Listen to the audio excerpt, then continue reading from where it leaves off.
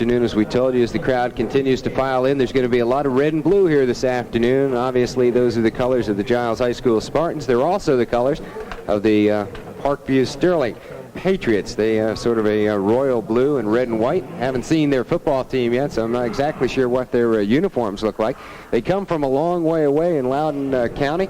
The parents, and I guess maybe the team also, stayed in Blacksburg last night. Matter of fact, coming up here to do this ball game today, I saw the parents' buses in Blacksburg, and they have a relatively good following. Maybe 400 or 500 people, I would guess, have come all the way from up around Washington, D.C. to watch their Patriots play in this ball game. And Harold, it should be a good one. I think obviously the feeling when you get this far along, and Giles has beaten two very, very good football teams the last 2 weeks, especially in Abington and of course in Jefferson Forest last week.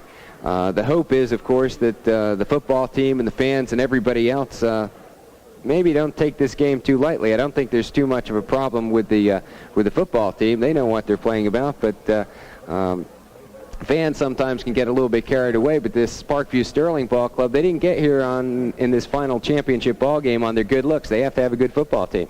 Well, that's right, Jeff. I think when you get this far, you have to have a good football team, and you had to play well in the playoffs, which both of these teams have done. You're talking about the weather. What a contrast from last Saturday when we were here in the snow and the wind. Cold day, a good crowd even for cold day, shining beautifully. There's a light breeze blowing from the west. The fans are excited. They started piling into Spartan Stadium about 10:30 when the gates open, and they're still coming in.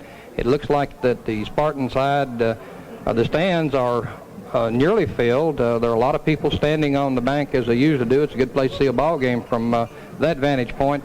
But the crowd is getting exciting. We're less than an hour away from kickoff time, and I know everybody's ready to go. I might mention that yesterday afternoon, as the Spartans went through their pregame drills out on the field, we had a little pep rally and a kind of a bandana parade, and there was about 175 cars that came out here filled with Spartan fans that paraded through PEARISBURG until about 6:30 last night, and waving their bandanas. Bandanas were tied to radio arrows on mirrors. People were holding them out the window, bandana flags. Cars were decorated with signs about the Spartans and about this AA state championship game today. So it really started yesterday afternoon. Coach Ragsdale had his team here at Giles High School for a breakfast, team breakfast this morning at about 8 o'clock, and all the players from both Parkview and the Giles are in their locker rooms, and I'm sure they'll be making an appearance on the field shortly. Everybody's ready to go, and it's a beautiful day. Well, I can attest to the enthusiasm driving up from Christiansburg this morning. As soon as I hit Giles County line, all you saw on all the signs, and a lot of homemade signs, even at people's houses and such, were about the Giles Spartans and the possible state championship here this afternoon. So the enthusiasm all over Giles County, and for that matter, all over the New River District. As I talked to folks this week in the Montgomery County area, a lot of folks were up here for the ball game last week, and a lot of them are coming back for this contest tonight or heard us on the radio. So there's a lot of enthusiasm all over the district, and when you get this far, the New River District is being represented. The New River District has done very well in state championship play the last 10 years. We might talk about that a little bit more when we come back with more pregame activities. But first, let's pause for this 60-second timeout. Okay, Jeff Nichols and Harold Chafin back at the Giles Stadium prior to the start of this ball game. And we want to tell you a little bit about this Parkview Sterling team, Harold, and how they managed to get here to this ball game today. Well, Jeff, Parkview High School, and a lot of our fans may not know, we were talking with some of the fans here. Parkview High School is located about 22 miles from Washington, D.C. So, as we said earlier, they had a long trip down here. They play in the Northwestern District, and they won that district, winning 8 games and losing 2, and then went into the Region 2 playoffs, and in the playoffs, and I'm turning to find the record there of how they did in the playoffs. In the playoffs, Parkview defeated James Monroe 7-6 in the first game. In the second game, they defeated Harrisonburg 29-19. And then last week, playing in the semifinal game and winning the Region 2 title, they defeated Tab 14-13. They have, they're similar to our ball club in a lot of ways, size-wise. They're pretty comparable to the Spartans. They played 13 games as we have, total record 11-2. And let's compare them just a little bit with our Spartan ball club. Parkview this year in 13 games has given up 158 points. The Spartans have given up 111 points. The Parkview Patriots have scored 252 points in their 13 games, while the Spartans have scored 389 points. Speaking a moment about their size, the Parkview offensive line averages about 177 pounds, and that's less. We're a little bigger in the line, and that's unusual because not many teams that we have played this year have been smaller than we. Our offensive line about 195. Defensive line, Parkview, a little bigger than we are, 186-pound average. The Giles defensive line averages 171 pounds. In the backfield weight, the Parkview average weight in their backfield 172 pounds, the Spartans averaging 160 pounds. So the two teams size-wise match up pretty much, and they're a lot alike in other ways. Parkview is a relatively new high school. They've been in AA ball only a few years, and they've certainly put together a very successful season this year. I talked with their head coach, Jeff, Ed Scott, before the ball game, and he is just delighted to be in the state championship playoff game. He's a very personable young man who has done a remarkable job at Parkview in building the ball club. He's had his team on a weight program, and you can look at the football players, and especially from their waist up until they've been on weights. They're a good-looking ball club, and as we said earlier, they have to have a good ball club. You don't play bad football and make it to the state finals, and they're here. And he was talking about how fortunate it is to be able to play in a state championship game, and this is a dream. This is a once-in-a-lifetime opportunity for these young players from both teams, Jeff, just to be able to play. So many players never get an opportunity to play in a state championship game, and for the coaches and the players and the fans from both the Giles and Parkview, what a thrill this is, and what a thrill it is for us to be able to host the state championship here at Giles in the New River District. And everybody's excited. It's been a tremendous season for both ball clubs, and both of them certainly deserve to be in the state championship game. Well, I don't think there's any question about that. This Parkview Sterling ball club, one of their losses this year was to a AAA ball club, and they're a little bit, they may have the best passing attack, as I understand it, that Giles may have faced, at least in the playoffs. None of the ball clubs, Grundy, Abingdon, or Jefferson Forest last week threw the ball a whole lot against Giles. Of course, Jefferson Forest threw the ball some, but it wasn't the quarterback doing the throwing. It was on razzle-dazzle plays. They had one of their ends doing most of the throwing off of a lateral. So I think Giles might very likely see more passing, at least from the quarterback situation and conventional type offense today than what they've seen the last couple of weeks. That might certainly be a factor. The Parkview Sterling Ball Club just came out on the field. They're going to be wearing white jerseys with red and blue trim, and the white helmets with the same trim, and the blue pants. So what uniforms is Giles going to be wearing today? We'll be wearing their red jerseys, Jeff, I'm sure. I did not watch the boys or see that when they were dressing in the locker room, but I'm sure we'll be wearing our red jerseys. We've been, Coach Ragsdale says we've been successful in those at home, and we'd like to wear them today. So they'll have those on. You know, when you look at this ball club, Parkview, on the field now, they look much bigger than the roster gives their weight, but they've got a good ball club, as I said earlier, and I think we're in for a real treat this afternoon. They're a strong-looking ball club and a fairly young ball club also. Outside of their running back positions, they have a lot of sophomores and juniors on this ball club, so it's going to be an interesting ball game. We'll be back with more pregame activities right after we pause for this 60-second timeout.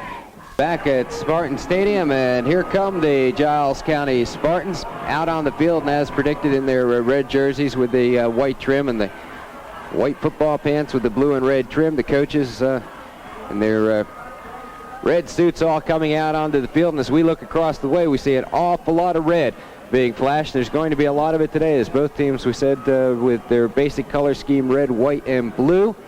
And the Spartans are going to be out there warming up in much more comfortable conditions than they did last week. Harold, we want to take a look right now at the offense and defensive setups for this Parkview football team. Okay, Jeff, let's look at this offensive team of the Patriots of Parkview. They'll be running today pretty much from what is called a pro set offense, and their big man is their quarterback, and we'll give these introductions later with their weights and so forth, but their big man is Nettles, who's their quarterback, John Nettles, 191-pounder. He throws the ball. He can run with the ball. They have another good player, a runner by the name of Bell, who's a 160-pounder, 160-pound senior, Dave Bell, that we'll have to watch. And the Spartans will probably be looking at an offense that they're fairly familiar with, similar to the offense that Jefferson Forest ran last week, and somewhat like the Christiansburg offense and even the Abington offense. So the defensive team for the Spartans will have to contain, and I think Coach Ragsdale, I mentioned this earlier, they'll have to look for the big play, the pass. They're going to have to watch the quarterback because he can run with the ball as well as throw. I'll tell you, anytime you get a quarterback, I was just looking at, I haven't seen him play, obviously, but Nettles is 6'2" and 191 pounds, and that is college-sized quarterback right there. He's a big young man, and as you said, they run from either the pro set or perhaps the I formation like Christiansburg with either a slot back or a flanker back. So it isn't going to be an offense that's new to Giles' defense. And just a matter of execution, I guess, when they get out there. But Nettles, I'm just impressed with his size. If his ability goes with his size at all, it could be a long afternoon. The big thing I think that the defense is going to have to worry about today, the Parkview defense, is containing the single wing formation of Giles. Giles has been running a single wing all year. They've been quite successful with that. They may run some from the split T a few plays. Occasionally Coach Ragsdale will put his team into a split T formation, but basically it's a single wing.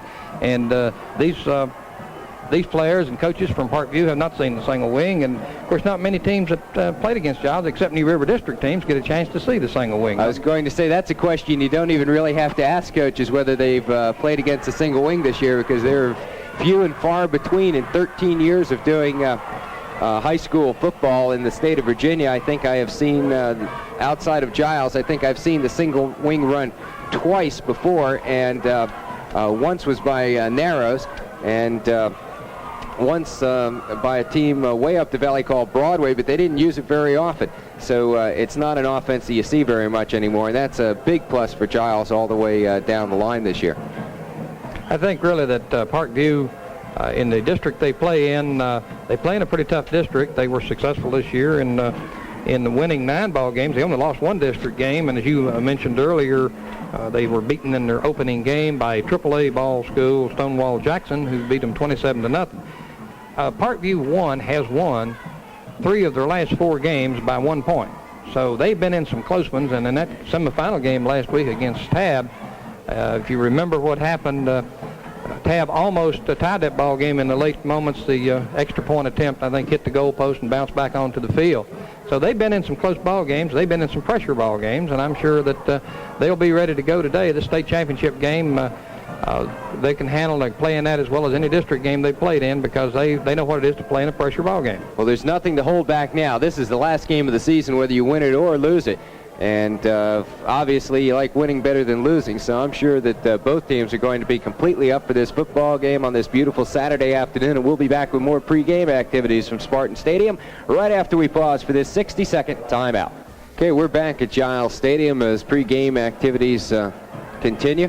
Harold, I was going to ask you, last week we got our broadcast on fine, but we had some technical problems with the locker room show, and I know you went in the locker room following that ball game last week. What went on in there? Well, Jeff, we were all ready to go, had everything all set up, and just getting ready to talk to Coach Ragsdale, and we had a power failure apparently at the radio station that actually knocked the station off the air, I think, for the rest of the evening. And we hope that we'll get to go back today, and we hope that we will get to have a post-game show in the locker room after today's game, and won't have these problems that we had last last Saturday afternoon. We're looking forward to going down there. Curious, I'm not trying to put anybody on the spot or anything, but I did have several people who were up here at the ball game last week, and then several more that heard us on the radio last week, and we questioned it ourselves late in the ball game ahead. With about 4 minutes, 3.5 minutes left to go, Leon King threw a pass that came close to being intercepted, and we didn't get a chance to hear what Steve Ragsdale had to say about that. I was just curious as to what happened. I talked to Coach Ragsdale after the game Saturday, and then again when we did the Spartan spot that we do each week on WNRV. Coach Ragsdale said that it was a good play, that he'd looked at the films of Jefferson Forest and noticed that on that particular down, I believe that was a third down play, that they like to shoot their linebackers and try to stop the play at the line of scrimmage or behind the line of scrimmage. And he thought it was a good time. It was a safe pass. It was a pass out into the flat, and really the man was open. The pass just wasn't thrown that well.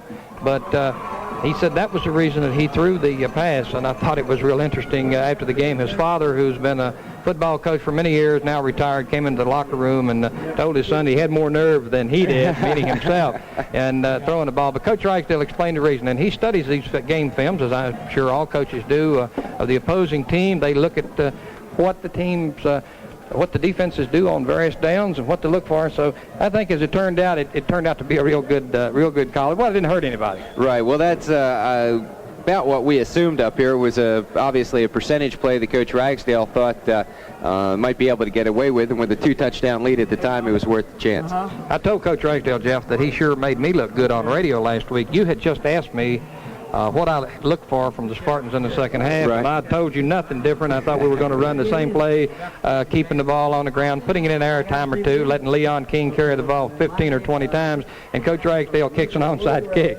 So, you never know, but he explained that too, and I think that was a real good call by Coach Ragsdale, and the way that he decided to use the wind and used it to his advantage, the Spartans' advantage in the ball game. It turned out to be a super call. Well, I'm sure that Steve Ragsdale felt going into the second half, and then felt after the ball game was over, looking back on it, that the third period and the way Giles just dominated going into the wind was certainly the key to the ball game. That's correct. And, you know, how can you question a coach that's 13-0, you know? I certainly won't. We'll be back with more pregame activities from Spartan Field right after we pause for this 60-second timeout.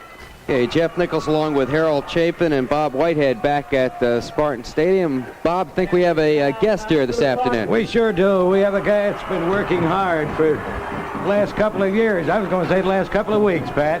Pat Muldoon, the president of the Giles Boosters. Well, it's really good to be here at the state championship, and I think we really have a great team, and we have a great day for it, and I wish all the fans would come out. We still have some seats left. Pat, and what point in this season did you realize you may be here today for a championship game?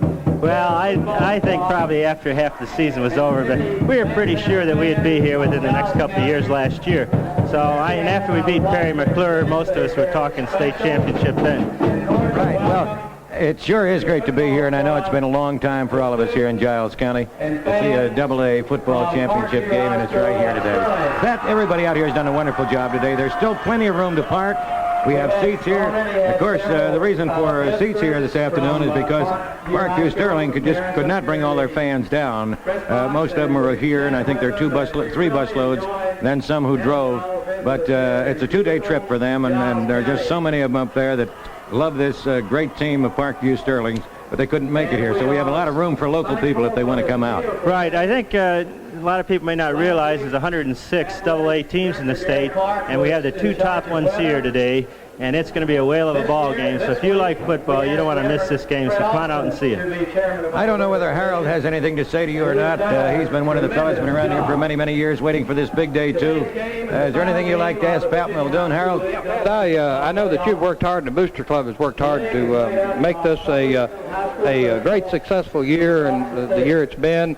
I thought yesterday afternoon, I mentioned earlier to Jeff Nichols, our play-by-play man, about the enthusiasm that was here yesterday afternoon for the little bandana parade, and that really got organized in about 24 hours, I think, didn't it? Yes, it was probably less than 24 hours, and there was 105 cars in that parade, and many others that thought they couldn't fit. So there's many more than 105, I tell you, because a lot of the cars that you didn't count were down in the lower lot, and somebody down there told me that they counted 176, I believe, altogether. Well, there were certainly an awful lot of people here, and they've supported the team all year, and that noise and support is what's made the team a winner, besides them being great guys. In fact, somebody that knows says this is the smallest team that's ever got to the AA state championship, and that's in size, but these boys are tough and they'll really hit you.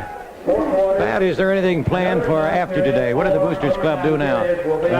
That's one thing is the coaches have worked real hard, and so has the boys, and we'd like to reward them in some way, so we have a fund going, and if anybody would like to contribute, if they'd drop by Davis Radio and TV or any booster and give a donation, we'd like to have a big banquet for the boys and send them on a little trip somewhere, and also help the coaches and their wives have a little enjoyment now that the season's about over. Okay, fine.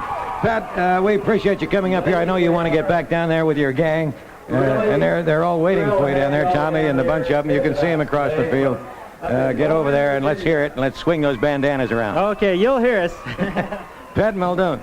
And now we'll take you back to Jeff Nichols and Harold Chapin. Okay, thank you very much, Bob. The warm-ups continue here at Spartan Stadium prior to the start of this ball game today, and Harold and I are going to be back and talk a little bit about the Giles County Spartans and some of the individuals on this ball club and what kind of job they've done throughout the year right after we pause for this 60-second timeout. Back at Giles Stadium, Jeff Nichols along with Harold Chapin. You're listening to the Group AA State Championship football game today between the Giles Spartans and Parkview's Sterling Patriots on WNRV Narrows Pearisburg.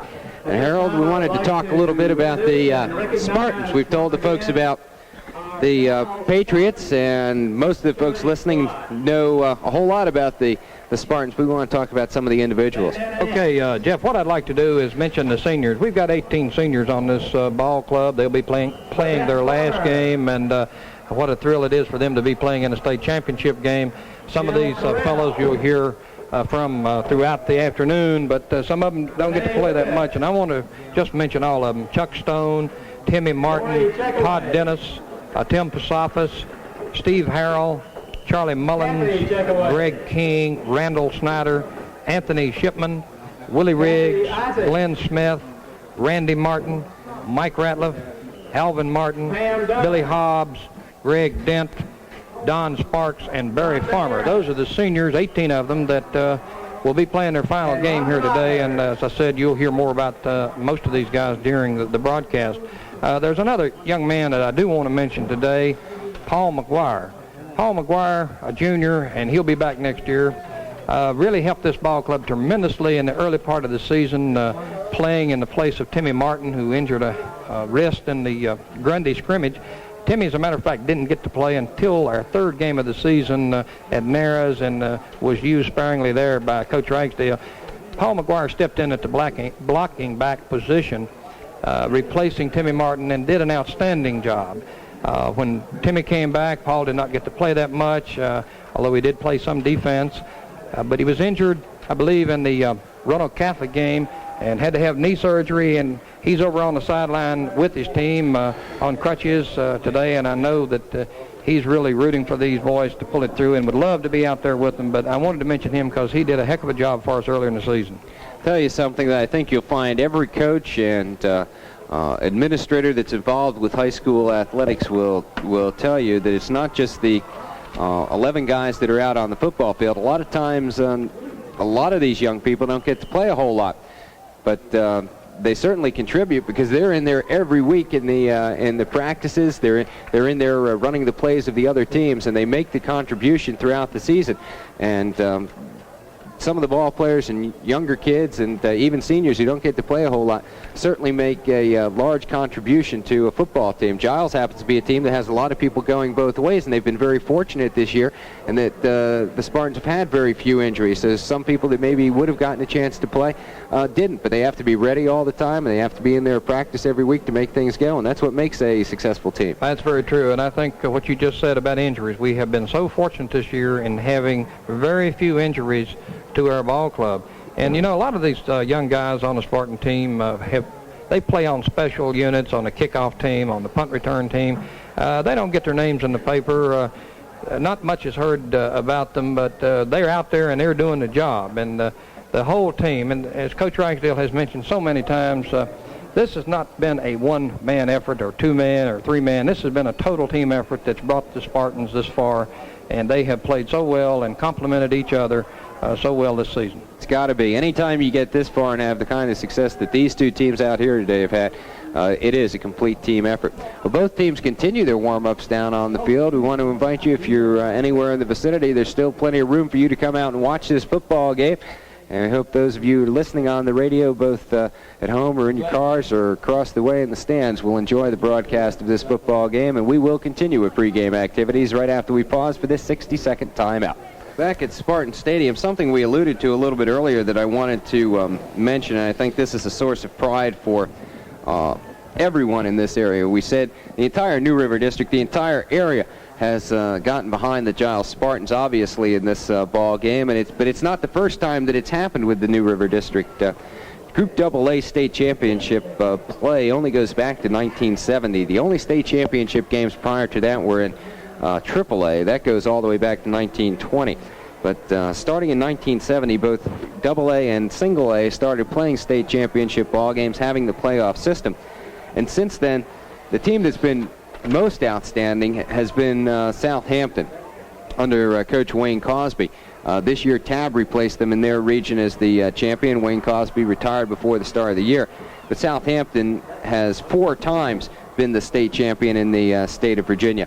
But outside of that Southampton team that just dominated in that part of the state of Virginia, the New River District is the next most successful, with Radford winning in both 1971 and 1972, and then Blacksburg winning in 1970. So in the last 10 years, we've had 3 state champions in the New River District, and we're looking for a 4th here. So it's been pretty much the New River District and that Southampton team that have been dominating in state championship play. And today, the New River District has a chance to do it again. We're not just talking about Giles. Giles is a specific team that has a chance to do it again, but there's a lot of pride at stake for just football in this area. I think when you go back and you look at football in the last 10 years with the state championship plays, and then you look at basketball also, the New River District has just an outstanding track record in athletics and state championship play, Harold. Jeff, I think you can go back and talk to opposing teams and talk to anybody who follows New River District football. It's a sound football league. Good schools, good solid football, good coaches, and it's always been just a super football league. And usually at the end of the year, somebody will be up there from New River District. It usually works out that way. We're going to be back, and Harold's going to go over the probable starting lineups for today's ball game right after we take this 60-second timeout. Okay, the Parkview Patriots have now gone back to their locker room to get last-minute instructions from their head coaching staff, and Harold Chafin right now is going to take a look at the probable starting lineups for Parkview Sterling. Okay, Jeff, for the Patriots this afternoon, starting on offense at left end will be 150-pound senior Joe Boone. At right end for the Patriots, weighing 170 pounds, Chip Buckman. Starting at left tackle, a senior at 170 pounds, Paul McDonald. At right tackle, a junior weighing 190 is Scott Logelman. At left guard, a senior at 180, Terry Tredick. That's at left guard. At right guard is a senior 185 pounds, Frank Hewlett. At center for the Patriots this afternoon, a 163-pound senior, Lynn Pulley. And quarterbacking for the Patriots, 191-pound senior, John Nettles. The running backs, 170-pound senior, Rocky Coppola, 170-pound junior, Alan Pinkert. And the young man will watch, he'll be running and be splitting at either side of the field, 160-pound senior Dave Bell. Now, some of these fellows go both ways, play both offense and defense. Their kicker is 185-pound senior Mike Gramo, and their punter will be Scott Logelman, number 56, 190-pound junior. On defense, the Patriots will start at left end Frank Hewlett, at right end Chip Buckman. The left tackle will be Tom Locascio. At right tackle, Terry Tredick. The left outside linebackers, they'll be going with a 4-4. The left outside linebacker, Rocky Coppola. right outside linebacker, Terrace Lardy. The left inside linebacker will be Scott Loggeman. The right inside linebacker, Don Presley. The left defensive halfback, Ken Siebler. The right defensive halfback will be Alan Pinkert. And the safety man will be Joe Boone. So there is the probable starting offensive and defensive lineup for the Parkview Patriots. Okay, and we'll be back to take a look at the Giles Spartans right after we take this 60-second timeout. Back at Giles Stadium as the Spartans continue to warm up. I'm sure they'll be going in shortly to talk to Coach Steve Ragsdale before they come out for the start of this football game. And right now, Harold Chapin to take a look at the Spartans. Okay, Jeff, the Spartans, of course, here playing in the state championship game after winning the New River District and winning Region 4. For the fans, you remember in Region 4, the Spartans defeated Grundy here at Giles High School in the first round, 31-0. Then went to Abington and defeated the Falcons from Abington 21-14. And then, of course, last Saturday in the semifinal game here against Jefferson Forest, the Spartans winning 30-21. For the Spartans on offense today, starting at left end, will be Chris Woods. He's a 176-pound junior. Starting at right end will be number 33 and one of our seniors and captains, Charlie Mullins. He's a 157-pound senior. At tackle is Barry Farmer, a 210-pound senior, number 78. Barry didn't play last year. He was out with an injury and came back this year and has done a good job for us all year. In the tackle spot, the other tackle spot, as Coach Ragsdale has done all year, he'll be alternating Alvin Martin, 172-pound senior, and Rodney Freeman, 166-pound junior. They'll come in on alternate plays, bringing the play in from the bench. Guard, Don Sparks, 205-pound senior, playing his last home game for the Spartans. And Mike Ratliff, another co-captain, 163-pound senior. All of his players, and most of the fans know him as Mo. He'll be playing at one of the guard posts. The center this year, and I tell you, Jeff, the center on this single wing team really takes a beating on every play, and this young man has done a remarkable job for the Spartans all year long. He has had very few bad snaps, and he has to snap that ball back a good distance every time. 175-pound senior Randy Martin, and their hats go off to him for just a super year. The blocking back, number 10, Timmy Martin, 151-pound senior. Timmy's done an excellent job for the Spartans all year long. As I said earlier, he missed the first couple of games, but has really played well over the season. Greg Mance at wingback, 147-pound junior. Greg played on this JV team last year and just came up to varsity and took right over like he'd been playing varsity ball for a couple of years. An excellent ball player with nose for the football, knows what to do with it when he gets it. At fullback is Greg King, 180-pound senior. Greg, we talked about last week how Coach Ragsdale calls on him for that extra yardage when he needs it, 4th and 1, 4th and 2, and that extra second effort that Greg King always gives you.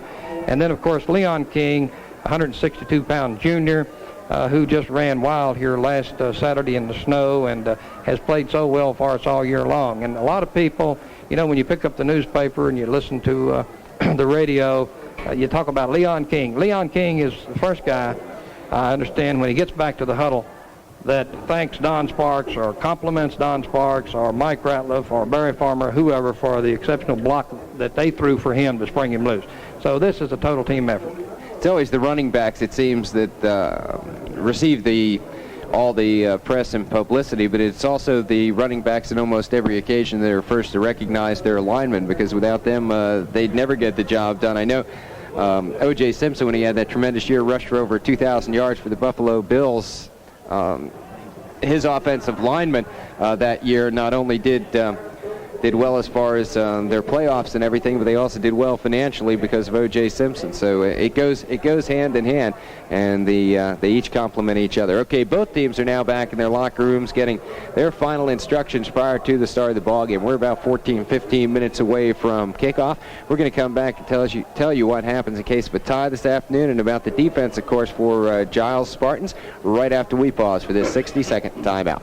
We took a look at the Giles Spartan offense, and now Harold, take a look at the defensive lineup for the Spartans. Okay, Jeff, you know the offensive team, the single wing team, has really gotten a lot of publicity this year, but Coach Ragsdale would be the first to tell you that perhaps the defensive team has been a little underrated during the season. They have performed so very well, and really when you look at the defensive team that we've got, Our defensive secondary, primarily inexperienced before the start of the season. Coach Ragsdale made some changes, and they have performed very well over the course of this season.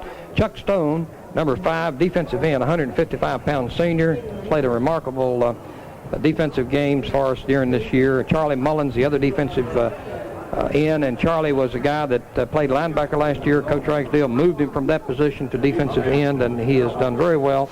Alvin Martin, who's also on the offensive team, will man one defensive tackle post. Barry Farmer will be at the other defensive tackle position.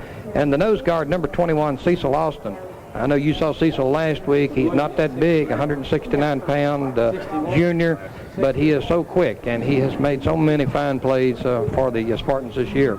Mike Ratliff will be at one linebacking position. Todd Dennis, number 11, who's a senior, 163 pounds. Todd is what they call a monster man on this defensive unit, and he'll move from side to side and actually calls the defensive signals for the Spartan. Todd has done a super job all year. The final linebacker is Greg King, who also plays fullback on offense. And Greg has done an exceptional job for us on defense this year as well. Steve Chafin will be at one defensive halfback. He's a 165-pound junior.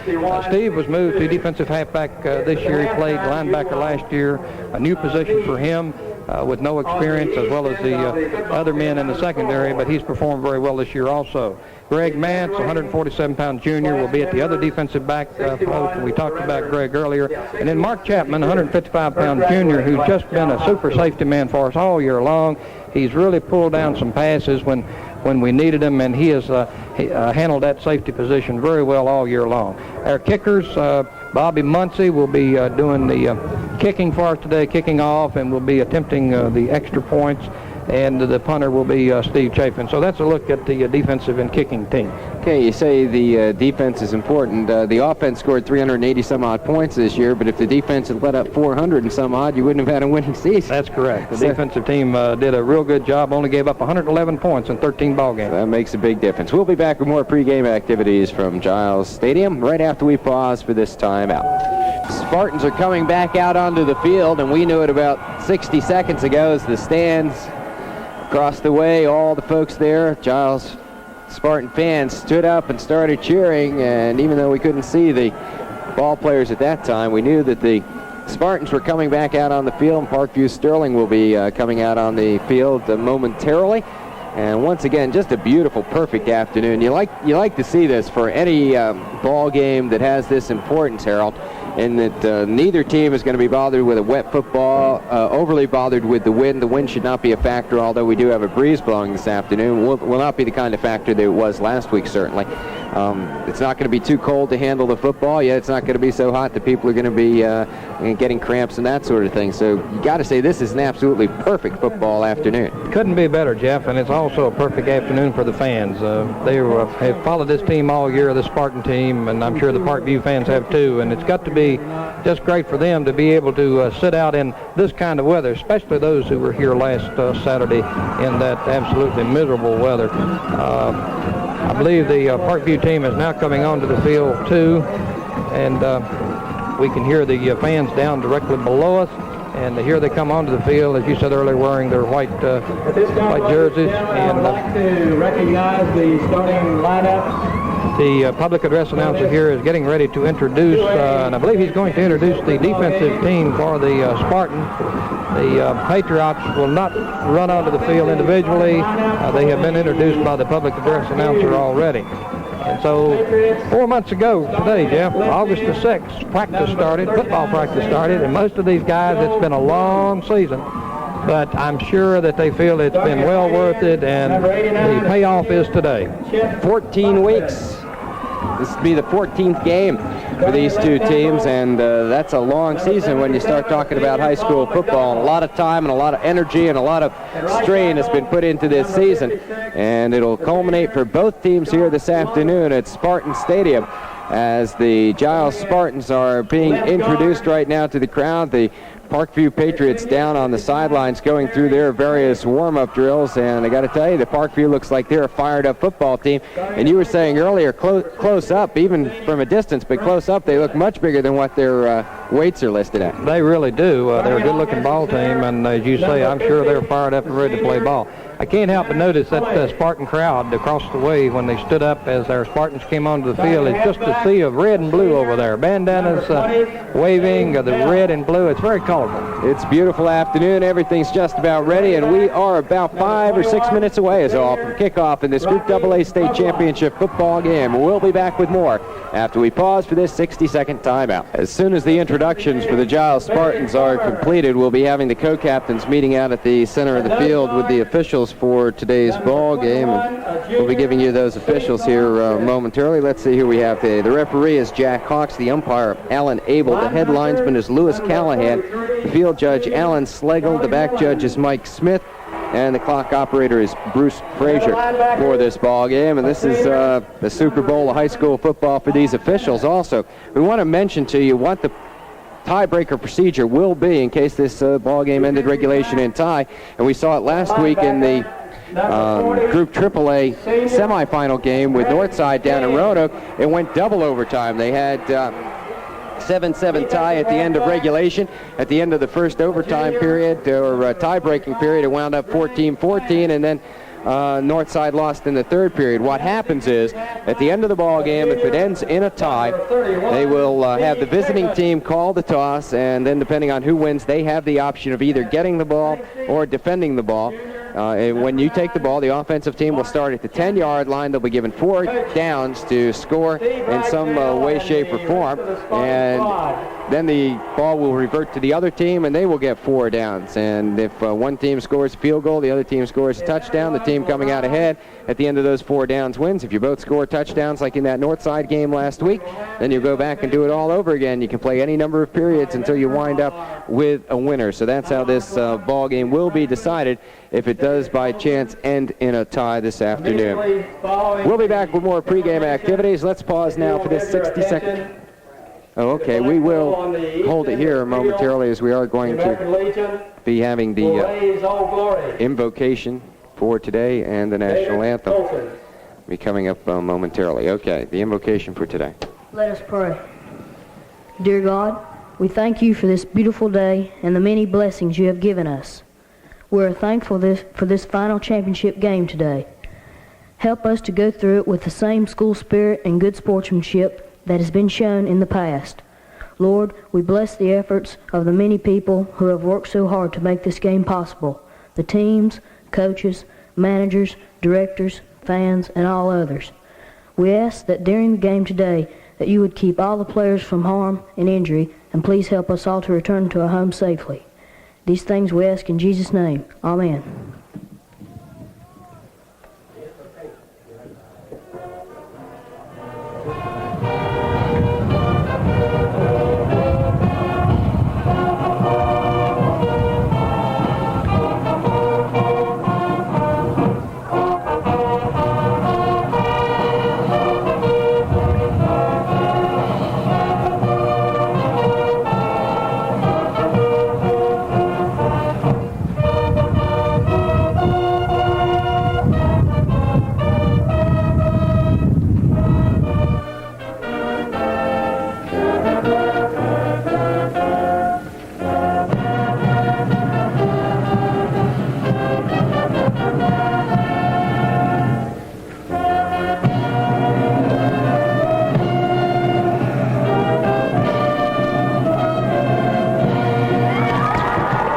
Our national anthem here from Spartan Stadium in Giles County just prior to the start of this Group AA State Championship football game between the Parkview Sterling Patriots and the Giles Spartans. And we'll be back with the opening kickoff for today's Group AA State Championship game right after we pause for this 60-second timeout. Okay, Tom Lacazio and David Bell for Parkview, and Greg King and Charlie Mullins for the Spartans. Out at the center of the field with the officials. There's the toss of the coin, flipped up in the air. Parkview Sterling will call it. Let's see which way it goes.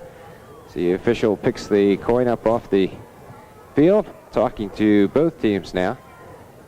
And he hasn't turned anybody around yet, one way or the other. We're looking, the wind blowing, steadily here, maybe 10 miles an hour or something like that. Probably won't have much effect on the passing game like it did last week. It'll maybe affect the kicking game to some degree, but virtually a perfect day. The Giles Spartans have won the toss of the coin, They will receive the football, and they will be going into the wind here in the first period of play. Harold, any final comments before we start this game? Well, I think this is it. It's coming down now to kickoff time here. Both teams, I'm sure, ready to go, and both teams certainly excited about playing in the state championship AA football game.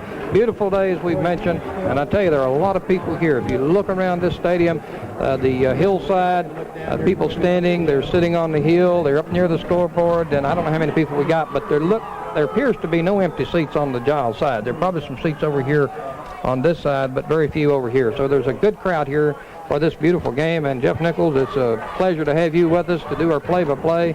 Both teams out on the field ready to go. Take it away. Okay, we're ready to go. Mike Gramo will be the man kicking off for the Parkview Patriots. Giles will be going into the wind. They'll be going east to west, I guess it is here. It'll be right to left across your radio dial in the first period of play. Of course, the deep man is Leon King. He's standing back inside his own 10-yard line. Greg Mance and Greg King up closer around the 20-yard line. Mike Gramo will kick off, and he has his hand in the air. All we need is the whistle from the referee, and we'll be underway with this 1980 Group AA State Championship football game. Gramo approaches the football and kicks it away. It's a good kick. Leon King lets it go over his head and out of the end zone.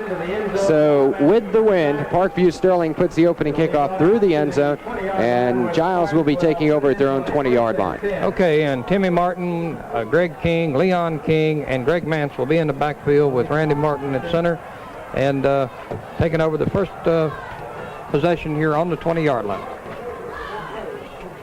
Okay, the single wing is what we expect to see from Giles that they've run all year long, although we've seen the wing tee on a couple of plays. Let's see as Tim Martin comes up to the line of scrimmage. They do line up in the single wing. Snap goes to Leon King around the right side. He's up to the 22-yard line or so, as he did not pick up much yardage. A couple of yards on the play before he's brought down by Parkview Sterling. And the Patriots, Jeff, are in that 4-4. They're playing 4 men on the line and 4 men back, kind of split on the in the secondary, so they're going to 4-4. That and the split tackle 6 are the two defenses you see a lot against the single wing. We'll see what happens. It'll be 2nd down and 8. Again, it goes to Leon King off right tackle. Leon fights his way up for about 2 more yards is all, up to the 24-yard line. So Parkview Sterling, in the first 2 times the Spartans have carried the ball, have done a good job defending. It'll bring up a 3rd and short 6 situation. So they mark the ball nose into the 25. We'll call it 3rd and 5 for the Spartans.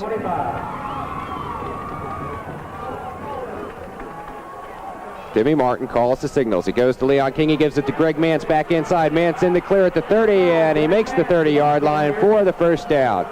Making the tackle for Parkview Sterling, Joe Boone, number 39.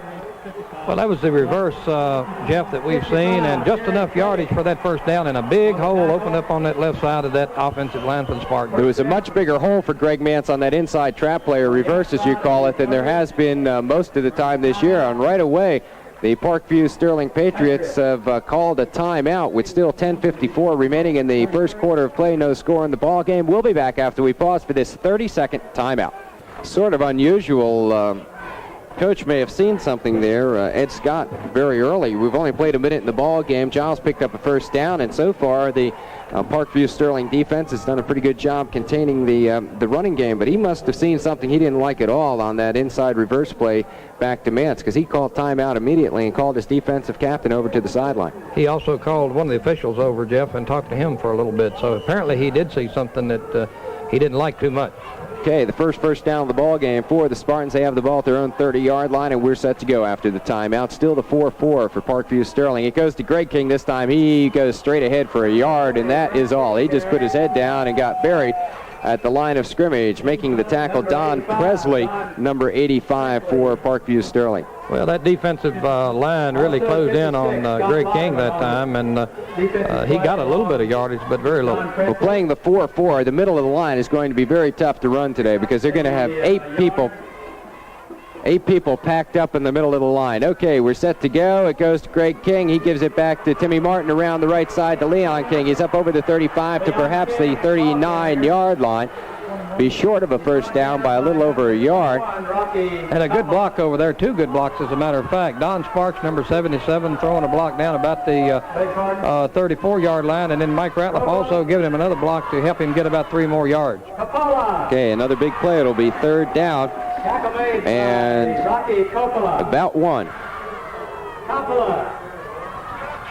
Spartans to the offense. There may have been some movement that time. Straight ahead goes Greg King, and he made the first down if there are no flags. There looked like there might have been some movement, but I don't see any flags on the floor, on the ground. No flags at all, and that was a big hole opened up off that right side. Looked like Greg King might have gone over right tackle and moved the ball on up to about the 43-yard line. Looked perhaps like Parkview Sterling may have been looking for something different on that play. So that's the second first down in this drive, the initial drive of the ball game for Giles. Again, the inside handoff to Greg Manson. He got tripped up in the backfield on a fine defensive play. If I can pick out the numbers, they all... Number 55, I believe. I believe it was Terry Tredick making the stop. Terry Tredick. Okay, it'll be a loss of about 3 yards. Be a loss of 3 yards on the play. Just over 9 minutes remaining in the first quarter of play. No score in the ball game. So 2nd and 13. Leon King back to pass. He's looking, and he gets hit as he tries to get rid of it, and they say it is a forward pass and an incomplete forward pass rather than a fumble. Okay, we are... I'll tell you exactly. We are picking up in our headsets the coaches for Parkview Sterling, and I guess on the radio also we'll have to try to correct that. It'll be a 3rd down and 13 situation now for the Giles Spartans. 3rd and 13. Leon King sweeping the left side. He gets up to the 43 or 4-yard line, about back to the original line of scrimmage, but they're going to have to punt the football away, are the Giles Spartans. So the Parkview Sterling defense in that series got extremely tough and limited in 3 plays. The Spartans just 1 yard. Okay, and there you saw for the first time, I believe, today, running from the split tee that time. Was on the 39. Rather the 44-yard line. Okay, it'll be 4th down, and we'll have the first punt of the ball game for the Spartans. Steve Chafin back to punt. Line of scrimmage is the 44-yard line. Back deep, number 24, Alan Pinkett. He's not back too deep. The Spartans are punting into the wind. It's a good kick by Steve Chafin back to the 20-yard line. Pinkett to the 25. He's up to the 30. Now knocked back to the 29-yard line. So that's where he'll be put down at the 29-yard line. Tackle made by number 64, Mike Rantcliffe, and Parkview Sterling will go on the offense. That was a 36-yard punt into the wind. So we'll see what Parkview Sterling does offensively now. And the Spartans get a chance now to look at this Parkview Sterling offense to see if they can contain them, splitting man out to the left side. Hey, backfield, John Nettles is at quarterback. Nettles gives it off to Pinkett off the right side. Check it, that was Bell, Dave Bell off the right side, and he gets a little over a yard, call it a yard, right around the 31-yard line. Barry Farmer and Chuck Stone in on that defensive play for the Spartans. He's 2nd down and 9 now for Parkview Sterling. And John Nettles, the quarterback, 6'2", 191 pounds. He's a big one. Bell splits wide to the left now. And see what happens as Nettles calls signals. Gives it to Pinkett off right tackle. He gets over the 35 to the 36 before he's tackled by Charlie Mullins on the play. And that's 7:10 remaining in the first period of play. There's no score in the ball game. Parkview Sterling with their first offensive series of the contest. The Giles Spartans got the opening kickoff, picked up 2 first downs before the Parkview Sterling defense stiffened. And now Parkview Sterling with their first try of the afternoon has a 3rd down and 4 situation from the 36-yard line. Again, a handoff to Pinkett. He's a big one over the 40, 45, 50. Cuts back inside at the 45. He's over the 40 down to the 38-yard line where Mark Chapman makes the saving tackle. But a big gain for Alan Pinkett. Well, that was a big 3rd down play. They needed about 5 yards to pick up the first down, and a big hole open on that right side, and the runner really picked up some yardage there. Got plenty of it on that play. Chris Woods checks in defensively now. Checking out of the ball game, Terrence Lardy. Ball is on the Spartan David Bell and Alan Pinkett in the backfield behind Nettles in a pro set formation now. Nettles gives it off to Pinkett. He's at the 30, 25, 20, 15, 10, 5, touchdown, and there are no flags on the field. So it's a 69-yard touchdown drive. Well, that right side of the Parkview offensive line really opened up a big hole at that time, Jeff, and they had plenty of running room, and he's quick and he's fast. He moved right on downfield in a hurry. There was a big hole there, 6:19. Pinkett went off the left side for the touchdown, about 44 yards. Mike Gremo set to kick the extra point. Snap's a good one. The kick is up. It's spiraling off to the right. It's no good. So with 6:19 remaining in the first period of play, the score, Parkview Sterling 6 and Giles nothing. We'll be back after we pause for this 30-second timeout. You know, just like last week, Harold, the Spartans getting behind first in the ball game as Parkview Sterling on an impressive 69-yard drive going for the TD. That's correct, and this is nothing new to the Spartans, Jeff. They've been behind or gotten behind, been scored on first in several ball games, and let's hope they can come back like they did last week. Gramo to kick off. It's a low one taken by Leon King at the 15. He's to the 20, 25, cuts to his right across the 30 up to about the 34-yard line, where he's buried by a whole host of Parkview Sterling football players. Getting up off the bottom of the pile, Terrence Lardy. He is brought down by number 50. So the Spartans now will go to the offense and see what happens now as Giles behind by a score of 6-0. The extra point attempt no good. There's 6:05 remaining in the first period of play. Okay, we're going to the wing T formation now. Quick pitch left side to Leon King looking for running room. He's up across the 30 to the 36-yard line. He fumbled the football. It's loose. Parkview's got it. And it is ruled a fumble. Parkview Sterling gets the Giles turnover as Leon King fumbled the football.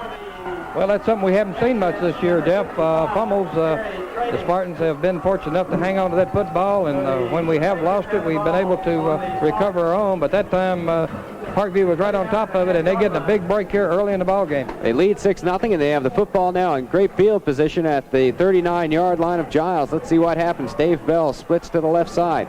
I formation in the backfield. Terrence Lardy and Alan Pinkett, who scored the touchdown. He's a fine runner. Back to pass is Nettles looking downfield. He's got a man open, and the pass is overthrown and out of bounds. Greg Mance had the wide receiver fairly well covered. That was number 39, Joe Boone, the end.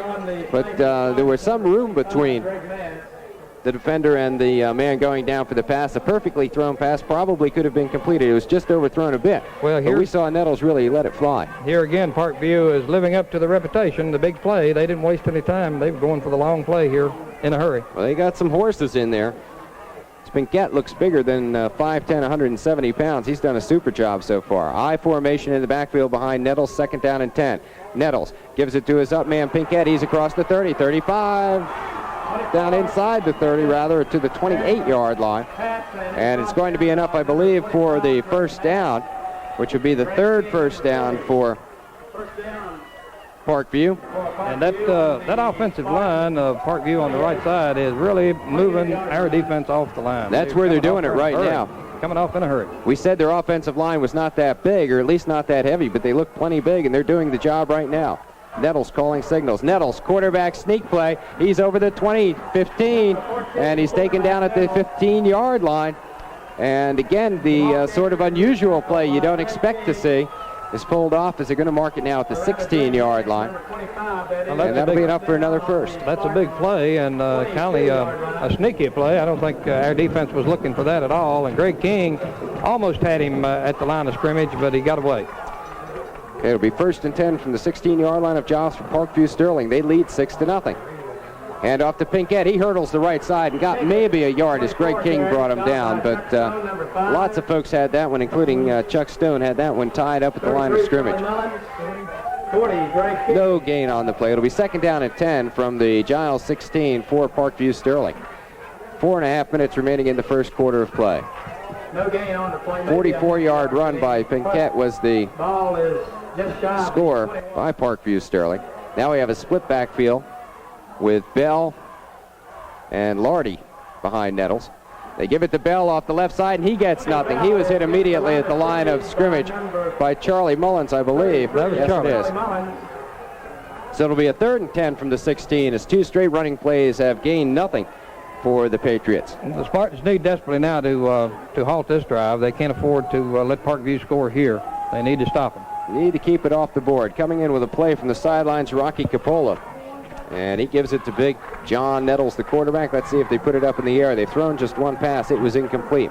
Bell and Pinkett are the running backs in a split backfield position in back of Nettles. Nettles calling signals. He's looking to pass. Nettles dropping back. Looking. He's taken for a loss back around the 25-yard line. And let's see who made the... Alvin Arden and Cecil Austin, I believe Chuck Stone was in there helping out as they rushing the passer. And the old saying in football, that's the best defense against the pass, Jeff. That's it. Good rush. So that's going to bring up a 4th down and about 20 situation now for Parkview Sterling. And in this field position, they most certainly probably will go for it. But it's going to be a long way to go for the first. Need to make it all the way down to about the 6-yard line. The ball to 25. Nettles calling the signals. Nettles gives it to Pinkett. Draw play up the middle. He's across the 20, the 15. He's down inside the 15 to about the 14-yard line. But the Giles Spartans will now take over on downs as the defense, faced with a 1st and 10 situation from their own 16-yard line, manages to hold, and Parkview Sterling came up with just 2 yards or so and 4 downs. So now Giles has a chance to go back on the offense, and the mistake didn't hurt him other than field position. Well, I'll tell you one thing. This Pinkett runs the ball, and he had some room there. He's very quick. Giles so far 2 first downs in the ball game, both in the initial drive. Here we go back to the single wing formation. Now it goes to Leon King, looking to get around the right side. Leon is tackled outside the 10 at about the 12-yard line, and thus far the Parkview Patriots are doing a fine job in stacking things up at the line of scrimmage. Well, they're not letting Giles get outside. They're not letting King especially get outside.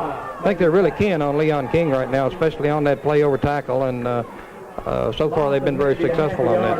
Okay, the ball's at the 13-yard line, about a pickup of about a foot. We're going to still call it 2nd and 10 for Giles from their own 13-yard line as Timmy Martin calls the signals. It goes to Leon. He fumbled it again. The ball's loose, and Parkview Sterling's got it. Second fumble by Leon King. The second fumble lost. And again, Giles, uncharacteristically, and one of their strong points all season long has been their ability to hang on to the football in a system of offense that makes a lot of people handle the football. And today they've given it up twice, and this time again down deep at the 11-yard line. Well, that was a big break for Parkview and a tough break for the Spartans, and you said that hasn't happened very often this year. Okay, minute 39 remaining in the first quarter of play. Nettles calling signals, gives it to Coppola up close, and he gets over the 10 down to about the 8-yard line. Charlie Mullins making the stop on the play. That ball almost slipped out of his hands there for a minute, and he pulled it back in his grasp. Okay, we're going to see what the Giles Spartans can do defensively. They faced a big defensive challenge minutes ago, and they've got it going again. Parkview Sterling wants a timeout. With a minute 8 remaining in the first quarter, the score, Parkview 6, Giles nothing. We'll be back after this 30-second timeout. Well, here in the early going, the Giles Spartans looking a little ragged in the beginning of this ball game, as the Spartans have twice turned the football over, but the defense, after the first fumble, came up with a big defensive stand, got the ball back on downs, looking to do the same thing here, but Parkview Sterling, 2nd and about 6 from the 7-yard line of Giles. Nettles the quarterback. Man in motion, Bell to the right side. Nettles, quick pitch right side to Pinkett, looking for some running room, cuts inside at the 5, and he's hit down at the 4. Short of the first down, Charlie Mullins, again, the first man in there to make the stop. Chuck Stone helping out also. And number 5, Chuck Stone. Clock is running with 50 seconds now remaining in the first quarter of play. They mark the ball down at the 4-yard line. Parkview Sterling can pick up a first down at the 1, so it's 3rd and 3 for the first down, 3rd and 4 for the touchdown. Big play now. Spartans are going to have to dig in defensively and stop this drive. Pinkett and Coppola are the running backs behind Nettles. Pinkett gets it off the left side. He got down close to the first down. He did not make the touchdown, but may have gotten in for the first down. Let's see. Mark Chapman making the stop, along with Mike Ratcliffe on the play. 33, Charlie Mullins. 4th down. We may be having a measurement here. There's going to be a timeout called by Parkview Sterling, I believe. That's their third. And with 16 seconds remaining in the first quarter of play, it's 6-0 Parkview Sterling. We'll be back after we pause for this 30-second timeout. Well, the official said it was 4th down and less than a yard, and Parkview Sterling taking their right now to have it measured. They want to know exactly how long it is for the first down. And that's about it. It's just a couple of inches that Parkview Sterling has to go for the first down close to the 1-yard line. Now, you talk about big plays, Harold. The Spartans have got to keep Parkview Sterling from getting any yardage here. If they get any at all, they're going to have 4 cracks at it from inside the 1. Well, that's true, and they've got to stop him here, and Parkview needs to make very little for first down. You got to believe his biggest quarterback, John Nettles, is that he'd sneak it. Nettles, the quarterback, calling the signals. He does not. He gives it to Pinkett off the right side. Touchdown. Parkview Sterling goes in front by a score of 6-0, and I would guess we might have a 2-point extra point try coming up here. 12-0. I'm sorry, it is 12-0. You know, Jeff, we lost 2 fumbles here in the first quarter. I don't remember us losing 2 fumbles in any game all season long, so their boys appear to be a little tight out there, and hopefully they can get things together and get their offense clicking here. Well, we're still early in the ball game. It's still only the first quarter of play, 14 seconds remaining. And Parkview Sterling is going for the 2-point conversion. They missed on their first extra point attempt by kick. Nettles back to pass, looking in the end zone, incomplete. It's knocked down back there by number 31, Steve Chapin. So the extra point attempt no good with 14 seconds remaining in the first quarter. The score, Parkview Sterling 12 and Giles nothing. We'll be back after we pause for this 30-second timeout. We were set to go with another kickoff, the third of the ball game by Mike Gramo for Parkview Sterling. And Leon King back deep, and Spartans have not been able to get on track. 2 fumbles have killed them so far here in the first quarter. Leon King has it at the 15. The 20 is up across the 25 to about the 27-yard line. So Giles will start at their own 27-yard line with 9 seconds remaining in the first period of play. And Parkview Sterling out in front by a score of 12-0. Well, the Spartans need to get their offense clicking here. Really, they haven't had any field position thus far in the first quarter, and it's winding down to a close now. I doubt if we'll get off the play. We don't. Time runs out at the end of the first period of play. We'll be back with the second quarter action after we remind you the score is Parkview Sterling 12, Giles nothing. We'll be back after we pause for this 30-second timeout. We said coming into this ballgame, the Parkview Sterling didn't get here on their looks. They got here on their football playing ability, and we've seen early they're a good football team. They sure are, and so far, well, certainly in the first quarter, they have defensed the single wing very well. Our boys, the Spartans, appear to be a little flat, not holding on to the football, and they're going to have to get it together because they need to get on the scoreboard pretty quick here now. That's something after 13 weeks and 13 wins that can happen to you, but I'm sure they'll be up now. Leon King off the right side. He gets up to the 31-yard line where he's tackled by Ken Seibert. So that's a good pickup on the play of about 4 yards. So it'll be second down and a long 6 for the Giles Spartans. And Leon had a little bit of running room there. Good tackle, kept him from breaking a big one. Yes, I didn't get the number of the Patriot tackler there, but he made a good play. Leon would have gotten a lot more yardage. Quarterback Seibert made the stop. Okay, straight ahead goes Greg King, and he gets just a yard as he is hit hard by number 72, Tom Lacasio. And it'll be third down and about 5 for the Giles Spartans, and we'll see if Giles tries to go to the air once again. 3rd and 5, the ball is on the... Alvin Martin just bringing the play in from Coach Ragsdale. Rodney Freeman out of the game. Giles has attempted one pass. Leon King barely got it off. It didn't work. Greg Mance back to pass, rolling to his right, looking downfield for Charlie Mullins. Overthrown and intercepted by Parkview Sterling at the 45-yard line. Run out of bounds at the 44, and the third turnover as Dave Bell intercepted the overthrown pass from Greg Mance. And there again, another big turnover. That's 3 big turnovers early in this ball game that the Spartan fans just aren't used to seeing, Jeff. That has been a trademark kind of our team all year long, is not having those turnovers, and we've certainly had them thus far in the ball game. I'll tell you, this is the 6th Giles ball game I've done this year, and I don't think there's been 3 turnovers in the 5 previous ball games. And here we are early in the second period. Giles down 12-0. Parkview back to the offense. Draw play to Pinkett again. He's over the 45, down over the 40 to the 37-yard line. And again, that right side of the line opening up big holes for Pinkett. Pinkett getting a good runner, very quick. He hits his hole in a hurry, but somebody on that right side, or more than one, is really opening up a hole and giving him plenty of room to run. It'll be 2nd down and 3 for Parkview Sterling. We want to remind you you're listening to the Group AA State Championship football game on WNRV Radio, Narrows, PEARISBURG, Virginia. Okay, wide receiver, Coppola out to the left side. Handoff goes to Pinkett again. He's over the 35, down to around the 31, and he just dragged people with him that time.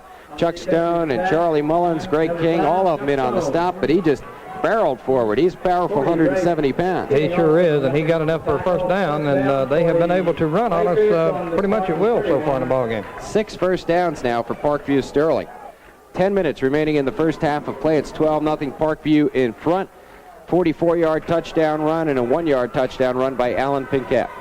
Pinkett now the wide receiver off to the left side. Nettles, the quarterback, calls signals. Pro set. Nettles gives it to his off man in the backfield, Dave Bell, and he sort of goes sideways over the 30 down to about the 28-yard line where Mike Ratcliffe brings him down.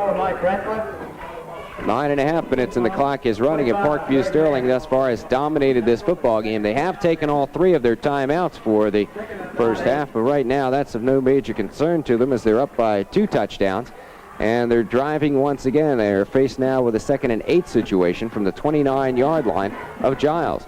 This time we have Rocky Coppola going out to the left side. Nettles.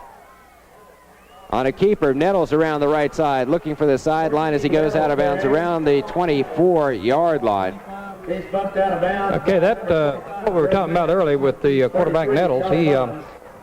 He looked down like it looked like it might be a pass play, and the big quarterback just held the ball and went around the right side, and it's about 3rd and about 4 now, and the Spartan defense has got to dig in here and stop this drive. It's the first time we've seen the keeper by Nettles this afternoon. 3rd and 3.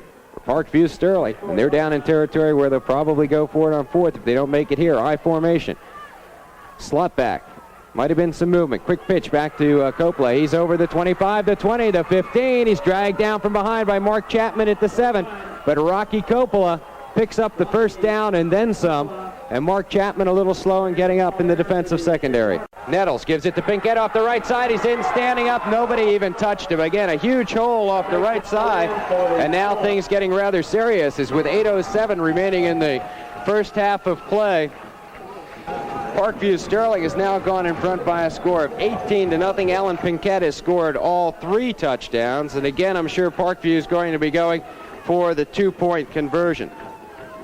Well, we're seeing something that we haven't seen all year long, and these boys that play on this ball club are not quitters. They won't quit. They'll come back and they'll be ready to go. They're going to have to get it together and try to halt this offensive team. Okay, Nettles on the extra point attempt. Nettles to Pinkett off the right side. He is not in. So for the 3rd time, Giles holds on the extra point. But with 8:07 remaining in the first half, the score, Parkview 18, Giles nothing. We'll be back after this 30-second timeout. Okay, the Giles Spartans getting used to this situation right now. Not one they want to get used to. For the 4th time here in the first half, they're receiving a kickoff. Mike Gramo to kick off. Leon King back deep around his own 12-yard line. It's a low kick. It's off a Giles player. Loose ball. Who's got it? Parkview Sterling. Parkview Sterling kicked a low one. It hit number 27, I believe. Well, I'm not sure who it was. Number 22 it was. I'm not sure if that was an onside kick. I'm not sure it was either. It was just a low, hard, end-over-end kick straight up the middle. And the Giles player, number 22, Jeff Williams, couldn't get out of the way. It bounced off him, bounced free, and was recovered by Parkview Sterling. And all the breaks have been going the other way so far today. Parkview in front 18-0, and they're rolling. Nettles now. At quarterback, quick pitch, right side, Pinkett. He's over the 40, down to about the 37 or 8-yard line. Brought down by Chuck Stone. Pinkett is a very quick runner, Jeff, and he's fast. He hits that opening in the line in a hurry, and that's giving him a good bit of yardage when he can hit that hole that fast. 5-yard pickup. It'll be 2nd down and a long 5 now for Parkview from the Giles 38-yard line, and this entire ball game thus far has been played in Giles territory. Pinkett and Coppola are the setbacks in the I formation. John Nettles calls the signals. The big quarterback gives it to Pinkett again. He's knocked down at the line of scrimmage and then knocked back some. Charlie Mullins made the final hit on him. I believe Greg King was the man who submarined that play at the line of scrimmage. So a loss of about a yard on the play. It'll be 3rd down and 6 now for Parkview Sterling. From the Giles 39-yard line, they get a play in from the sidelines in the person of tight end Joe Boone. Jeff, I'm sure Coach Ragsdale would like to get that ball and get on the scoreboard before halftime. You don't want to come out in the second half and try to play catch-up football. That's going to be a key. Wide receiver to the right side now. Let's see if Parkview puts it up in the air. Nettles, he's going back to pass, rolling to his right, getting some pressure, throws downfield, incomplete, in and out of the hands of the intended receiver. Number 89, Chip Buckman, the tight end, and he just couldn't hold on. The pass was there that time, but he just couldn't quite hold on. So I guess we're going to see the first punt of the ball game for Parkview Sterling, as Giles slows down the Patriots just a bit. But Parkview in front, 18-0 with 6.5 minutes remaining in the first half of play. Back to do the punt, Steve Longeman. Nobody deep for the Spartans here. They're rushing everybody. They don't get the rush. This kick may wind up great. It's going to hit inside the 10-yard line. It's going to roll down to the 5-yard line is where it's down for Parkview Sterling. And when you're hot, you're hot. And right now, Parkview Sterling is definitely hot. That was a good punt, and Parkview had a defender down there trying to down that ball, and he did up the 5-yard line. So, as you say, when you're hot, you're hot. When everything's going right, it's going right, and that's what's happened so far in the ball game. Okay, the Giles Spartans have the ball at their own 5-yard line. They've been in their own territory this entire half. They have not been out of their own territory in this entire half of the ball game. We would like to get some offense going, but it's tough when you're down this deep, and the Parkview defense playing very well. Quick pitch right side to Leon King. He barely got out of the end zone. That was close to a safety, as a great defensive play was made by Frank Hewlett. Close to a safety. Leon King barely got out of the end zone. The ball is going to be at the 1-yard line. I don't know where Frank Hewlett came from, Jeff, but he sure came in that backfield in a hurry, and as you say, just almost got Leon King in the end zone for a safety. Well, that would have been the crowning blow here for Parkview Sterling if that had happened. He's the left defensive end, and he got in there in a sudden hurry. Nobody hit him. Okay, an inside handoff goes to Greg Mance. A little running room. He gets out to around the 7-yard line. Greg made a nice cutback to get back that far before he's brought down by number 39, Joe Boone. So a little bit of yardage there for the Spartans, but still faced with a 3rd and 8 situation from their own 7-yard line. Trailing 18-0. We'll see if the Spartans decide to go up top. And about 5 minutes left here in this first half of play that has been dominated really by the Patriots from Parkview. Parkview Sterling's moving around an awful lot on defense, and it seems to be bothering Giles thus far. Leon King back to pass, looking downfield. Does he have anybody? He's got Chris Woods for the first down over the 20 to the 26-yard line.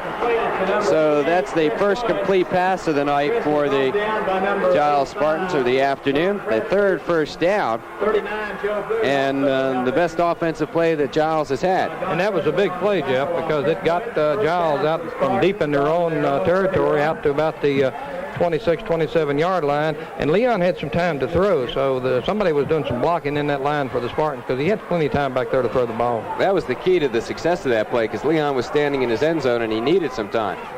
Okay, quick pitch to Leon King, sweeping the right side. He's over the 30, cuts inside at the 35, the 40, breaks to his left. He may go all the way. He's at the 50, 40, 35, 30, 25, 20, 15, 10, 5, touchdown, and there are no flags. Great run by Leon King, a great block on this side by Don Sparks, and he's just walking over the sideline. He sprung Leon King loose on that play. A great touchdown run. And I tell you, these Spartans are maybe down, but they're not out. Coach Ragsdale said last week they couldn't play until they got behind a touchdown, but I don't think he wanted to be behind 3. They're going to have to play some catch-up football now. 74-yard touchdown run by Leon King. And that was what amounted to, in essence, a 99-yard drive by the Spartans as they got the ball at the 5, but were knocked back to the 1-yard line. They went 99 yards for the score, the last 74 by Leon King. Bobby Muncie on the kick. It's up and it's good. So with 4:12 remaining in the first half of play, the score, Parkview Sterling 18 and Giles 7. We'll be back after we pause for this 30-second timeout. Well, I think we saw there that if Leon King can get any running room away from the line of scrimmage, he can break it. Now, he threaded his way through several tacklers. He wasn't in the open immediately, but at least he had some room to maneuver, and he cut back from the right side of the field all the way to the left side and just outran people for that 74-yard touchdown. Now, Giles lining up the football for this kick on the right hash mark, so we might look for something here. Well, you never know. It's 4 minutes and 12 seconds left, and that touchdown has got to help fire up the Spartans. And what they got to do now, the defense has got to contain this offensive team from Parkview. Obviously, you don't want to get too anxious. Bobby Muncie kicks the ball away. Pinkett's going to take it. It's off his fingertips into the end zone. He's going to have to down it there. He does. Kickoff goes into the end zone. Automatic touchback. And it'll be Parkview Sterling's fault. They're on 20 as Pinkett was able to run that down. According to what we know, that was the longest touchdown in Group AA state championship play. The longest had been by Cyrus Lawrence, who's a pretty fair running back for Virginia Tech now, 68 yards against Loudoun Valley in 1975. That one went 74 yards unofficially by Leon King. So he'll be in the record books that way, but I know the way Leon wants to be in the record books is being a member of the Group AA state championship team, and still Giles trails by 11 points now, 18-7. Nettles the quarterback, looking for his big man Pinkett. They try the left side this time with some success. He breaks free across the 30 out to the 31-yard line before he's brought down by Mark Chapman, and Chapman's been hit hard a couple of times making defensive plays. I tell you, Jeff, that runner, he's a good runner. Pinkett, he was hit by about 3 of our players, and nobody could hold him. He got loose from all 3 and just kept turning his legs, moving up there, and got valuable yardage for him. Big first down. It's the 8th first down of the half for the Parkview Sterling Patriots. They have the ball now at their own 31. This is their worst field position in the ball game. Handoff comes back inside to Bell, and he's hit behind the line of scrimmage back at the 29-yard line for a loss of a couple, making the stop Alvin Martin and Charlie Mullins on the play. 3.5 minutes remaining in the first half of play. Giles would love to hold here and get a chance to put one more score up on the board before the end of the half and make it a little bit closer here in the first half. At 3:20 and the clock is running. It'll be second down and about 11 now for Parkview Sterling from the 30-yard line, their own 30-yard line. We have a power I formation now in the backfield with 3 running backs behind John Nettles. Nettles, quick pitch right side to Pinkett, looking for running room. Mark check Stone, made him come back inside, and Stone and Mance made the tackle. That was a good defensive play by Chuck Stone to contain that and make him cut back inside into the coverage. Excellent defensive play by Chuck Stone, because this guy Pinkett can run, and if he'd have gotten through there, if Stone hadn't turned him inside, he could have been gone. It'll be 3rd and a long 9 now for Parkview Sterling at their own 31-yard line, and big defensive play here for the Giles Spartans, because they can get the ball in pretty good field position as Parkview Sterling will be punting into the wind if they can hold the Patriots on this play. Pinkett, who's been doing a lot of the running, now comes out to the left side, split wide, and the handoff goes on the right side to Lardy, and he is held well short of the first down at around the 33-yard line. And again, I believe Chuck Stone getting up off the bottom of the pile. Greg King also in on that stop.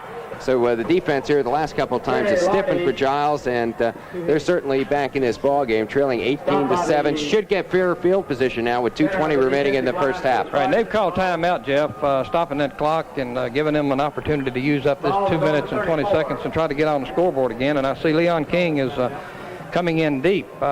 So far in the playoffs, in all the playoffs, Leon has not fielded that ball too many times on the punt, unless he's had a good bit of running room. He's been not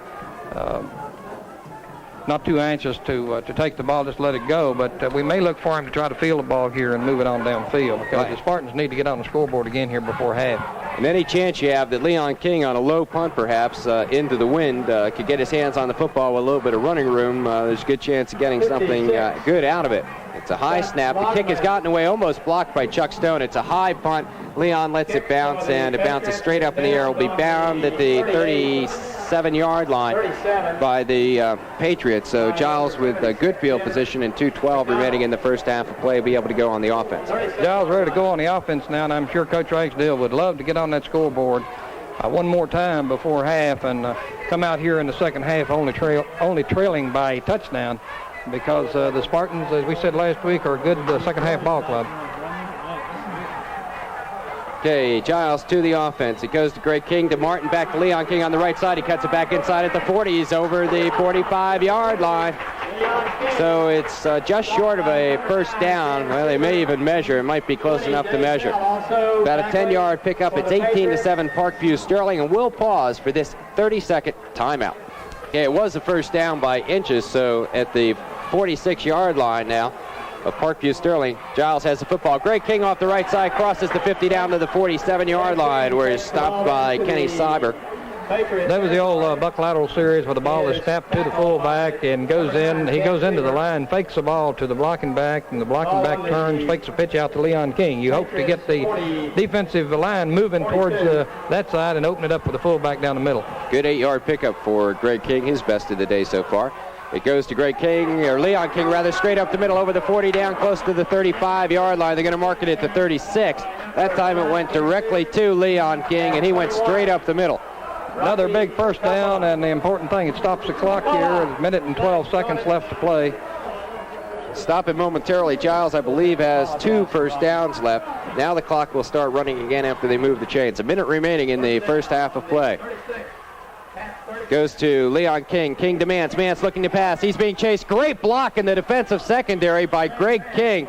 But Greg Mance is pulled down after a short gain. I don't know whether he made it out of bounds or not, but Greg King absolutely leveled the man who was chasing Greg Mance. And Mance still couldn't get the pass off. I believe, Jeff, that Greg Mance ran that ball out of bounds. It looked like Charlie Mullins, the left end, was open on the left side, but Greg Mance was being pursued on that side and couldn't see him. So he chose to run it out of bounds. Stop the clock. Timeout on the field. We want to remind you these broadcasts being brought to you today on WNRV by the Giles Shoe Center, by Giles Chamber of Commerce, by Hundley Wagner Insurance, by the Selco plant, by Davis Radio and TV, Michener Chevrolet Oldsmobile, by First Virginia Bank West, by Foodland in Rich Creek, and by your hometown pharmacy in Pembroke. It's going to be a second down and 8 situation. Giles has 1 timeout remaining. And Steve Ragsdale talking to his folks over on the sideline, and Coach Ed Scott doing the same for his Parkview Sterling folks. He's also talking to the referee about something, probably checking to make sure that Giles has just 1 timeout left.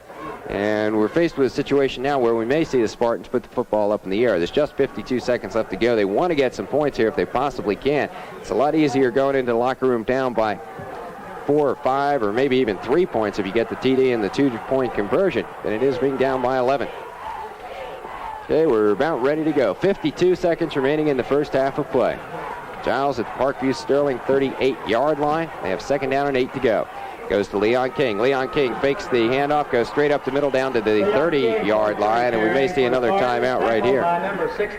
Unless they called 2 plays, which they perhaps did. They called 2 plays in the huddle, so it'll be 3rd and 5 now for the Spartans in 4 down territory. There's 35 seconds, the clock's running. Leon King gives it to Mance. Mance looking downfield for Charlie Mullins. It's through his fingertips and incomplete. That will stop the clock with 30 seconds remaining. There was pretty good defense on that. It was a well-thrown pass. It went right through the defender's hands, right through Charlie Mullins' hands, and incomplete. If that pass, however, had been thrown so Mullins didn't have to dive after it, it also might have been intercepted. So it's a pretty good pass. I believe that Greg Mance hurt his arm on the play before that. He was holding his right arm as he went back to line up from his wingback spot, and he appeared to be hurt, but he got that ball off pretty well. Okay, it'll be 4th down and 5 for Giles from the 31-yard line of Parkview. Big play here. Pitch back to Leon King. He's looking for the pass to Chris Woods. It is caught by Woods inside the 10 at the 9-yard line. Woods had 2 defenders down there. Both Ken Cyber and Joe Boone were all over him, and Woods made a super play to come back to that ball, cut between the defenders and make the catch. Oh, that was just a great catch, and as I said last week, Jeff, he's got a fine pair of hands. He caught 2 nice passes here last week, if you recall, and that one, he was covered up by 2 defenders and just went up in the air and pulled it down. The ball's just inside the 10. The clock is running with 17 seconds remaining. Giles will try something here, and if it's not an incomplete pass, he's going to have to call timeout to get 2 plays off. Goes back to Leon King, sweeping the right side. He's at the 5, down to the 4, and the Spartans will have to call their final timeout. They do with 5 seconds remaining. And let's see what Giles does now. There's 5 seconds remaining in the first half. It's 18-7 Parkview Sterling. We'll be back after we pause for this 30-second timeout. Well, how big is this play? 5 seconds remaining in the first half of play. Parkview Sterling in front of Giles, 18-7. They did lead 18-0. Giles has played well here outside of the first couple of minutes of the second quarter of play. A couple of turnovers in the first quarter hurt severely.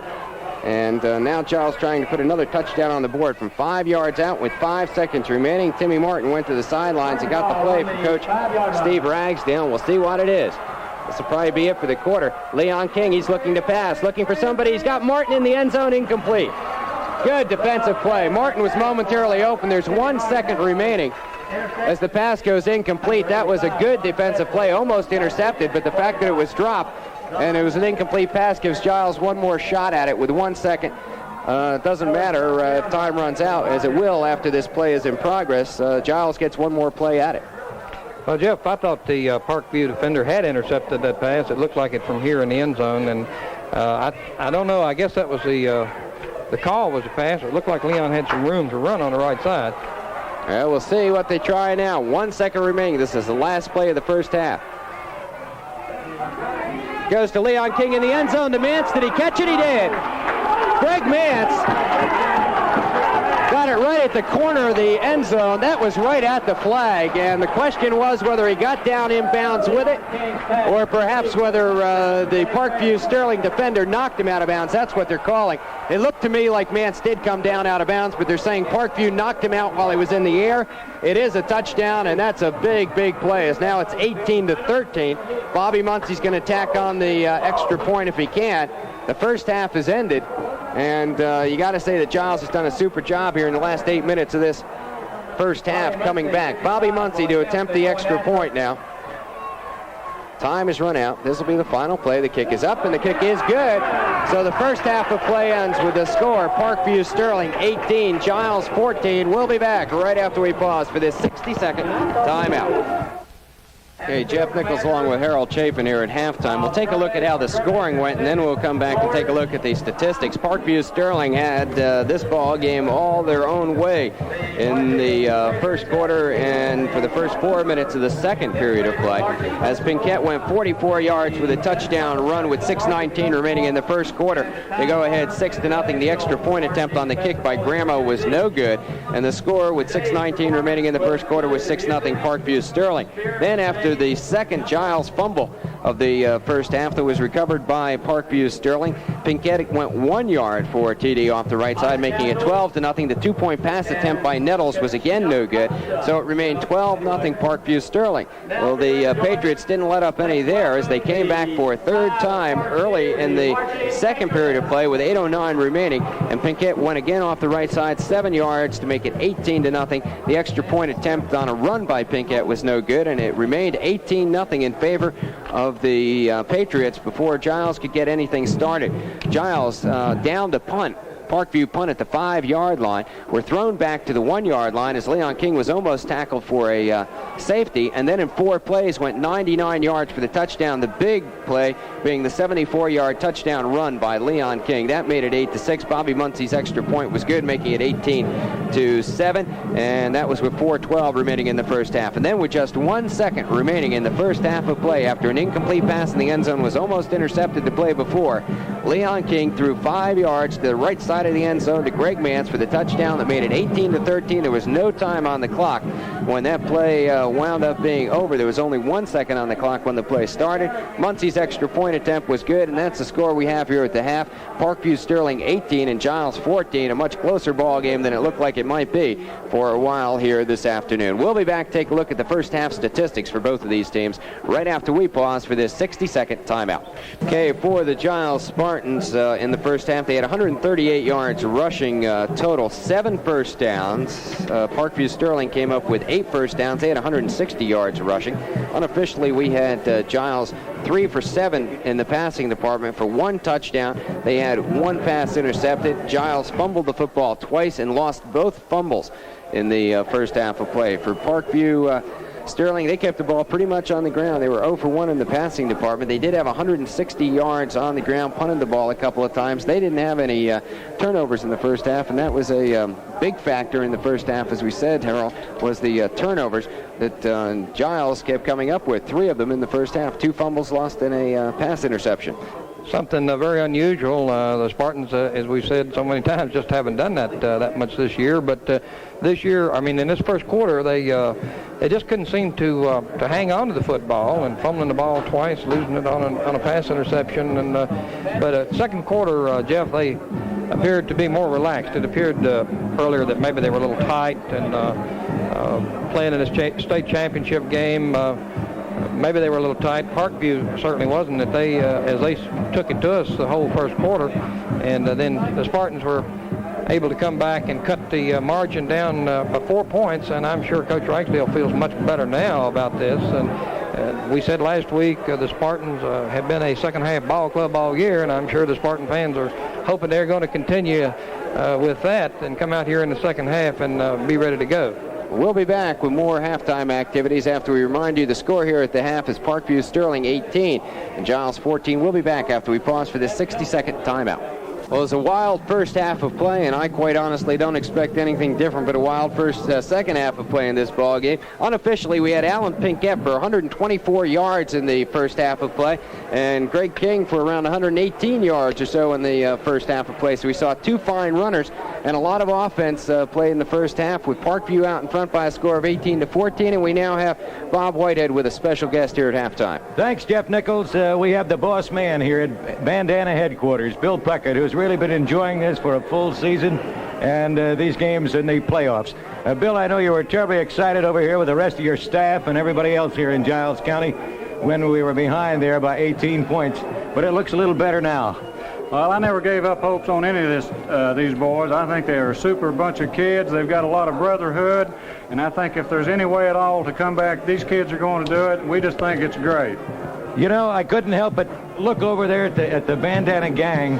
When we got behind, they all got up as your team came up the field, and they really left out a roar over there and waved every bandana in that crowd. Well, that's what it's all about this year. These bandanas is a symbol of victory here, and as long as we can keep this up, I think this team and their coaching staff has just done a great job, and these bandanas from all over the county, it's just been a tremendous help to us, Bob, and we appreciate it very much. They tell me they're hard to hold on to. Everybody wants them. They take them through the middle of the night. And well, we'll share them with anybody. Just bring on in the teams and the victories. We'll share them with anybody. You better believe it, and we'll help you put them back up, Bill. Thanks so much, Bob. We just can't extend too much appreciation to everybody in the county who has supported us here today. And regardless of the outcome of this game, it's been a phenomenal season, and we're just looking forward to another bright season next year. We've got a lot of positive things going for us, something we've needed for years and years, and we just feel great about it. Let me mention somebody around here that's been doing a lot of work. I know you haven't been able to get a hold of him. He's so busy, and that's your athletic director here, Gary Clark. He's done a magnificent job. I know he's made everybody happy in the press box here. I hear comments all afternoon about how nice they've been treated here at Giles. Bob, I couldn't say enough good things about Gary Clark. He's just done a super job. He's been congenial with everybody. He's very thorough, and I'm just delighted to have him as an assistant principal and my athletic director, and I hope I'll have him for many years to come. Okay, well, that's Gary Clark, the athletic director here, and the assistant principal, who has been handling most of everything that goes along with a state championship game. I don't know where he picked up the experience, because we waited a long time to get one here in Giles County. We finally made it. Well, I tell you just can't say enough about all the good people that's helped us this year, and we're looking forward to working with them again next year, and we're looking forward to another good season, Bob. Okay, if you'd like to hear some encouraging words, maybe we get Harold Chafin in here with us, our color man, because he is convinced, and he never gives up, that the Spartans are coming back in the second half and put the score on the scoreboard. Well, we've been a second-half ball club all year, as I think Bill Puckett will agree, and I'm not, we were down 18-0. It's 18-14, and our boys in that second quarter really got things together. I think maybe we were a little tight in that first quarter, and we gave up the ball twice on fumbles, once on a pass interception. We just haven't done that all year, Bill. Well, I don't think we're the type of team to ever give up, Harold, and I think when Coach Ragsdale and his staff in that locker room makes a few adjustments, I believe we're going to even this ball game up here pretty quick, and we're going to have a very exciting game to watch this second half. I just have all the confidence in the world in the team to come back, and I have all the confidence in the world in Steve Ragsdale and his staff.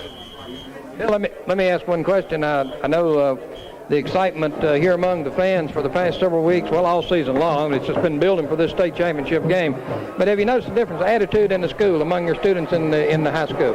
Harold, I think that this season has bonded things together so well. I can see a good increase in student behavior in the classroom. I think it perpetuates through the entire program that we have here, not just in athletics. I see it on a day-to-day basis. I think our kids are great. They're spirited. They're very friendly kids. They're not doing anything that would take away from the good name that Giles High School has, and I think you're going to see a whole lot of this right in the classroom. I'm just tickled to death with our student body. Well, that's great. I wonder if the bandana gang over there is listening. I know they're so busy now. They're hearing their radios. They probably can't hear it over the crowd. But before the game, we had them all listening over there, Bill, and we could make them do tricks with the bandanas. They do their clapping and wave at us, but I'm sure they're listening to activities here at halftime, and they're waiting for their Giles band to come out and entertain. Bill Puckett, we appreciate you coming here at halftime with us. I know you're all excited. You have a lot of work to do here in the second half, and thanks so much for spending these couple of minutes with us. Thank you, Bob. We appreciate it. Okay, Bill Puckett, the principal of Giles High School. And now we'll take you back to Jeff Nichols and Harold Chafin. Okay, thanks a lot, Bob. And I just want to extend my thanks to Gary Clark. He's helped me a lot in the past in doing ball games up here at Giles, and we're real happy with his help and expertise that he's come along with. You think you can grab him for a second? I'd probably get as much as an hello out of him. He's terribly busy here, but as he runs by me, I'll get him to say hello. Gary Clark, who's handled everything that goes with this championship AA championship game here today. That's Gary, a lot, Bob, too. And I'll tell you, you don't know how to do one. You talk about experience. You can't get any experience in one of these things unless you get a state championship game here. And you sort of learn by doing, but Gary's done it all year long. Right. He certainly has, and he's proud of the Spartans and his bandana gang across the field and everyone else here at Giles High School. Gary, can you just say hello to everybody out there? We've been talking about you a little bit. Hey, do, Bob. Okay, what do you think? There's been a tough first half for the Spartans, but I don't think they really looked like the Spartans in the first quarter. I think they're going to come back and do a fine job. Well, I listened to most first half, Bob. I didn't get to see much, but when we're fumbling the football and kicking it around, that's not like us. We haven't done it all year long. Gary, I just want to say thanks for everybody here in the press box, and everybody down there has had an opportunity to meet you or ask a request of you. They've all been commenting around here how nice it is here at Giles and the great job you've done, and you should be very proud of it. Well, Bob, we're very proud of our whole program, and we appreciate all the help that we've had in this. Of course, it's a new experience, and things are getting a little easier all the time now. We'll take that to mean for the second half, right? Right. All right, let's hope so. Gary Clark, Gary's a busy guy, and he's off now to do another job. So we'll take you back now to Jeff Nichols and Harold Chafin. Okay, thank you very much, Bob. The Giles Spartan Band performing at halftime now. Parkview's band performed a little bit earlier. The score here at the half is Parkview Sterling 18 and Giles 14. We'll be back after we pause for this 60-second timeout. Okay, we're back at Spartan Stadium with the halftime score 18-14 in favor of the Parkview Sterling Patriots. They've just returned to the field, and here comes Giles, but it's going to be a few minutes yet before the start of the second half here, just because of the fact that things are running a little bit slow here at this championship halftime, as they often do.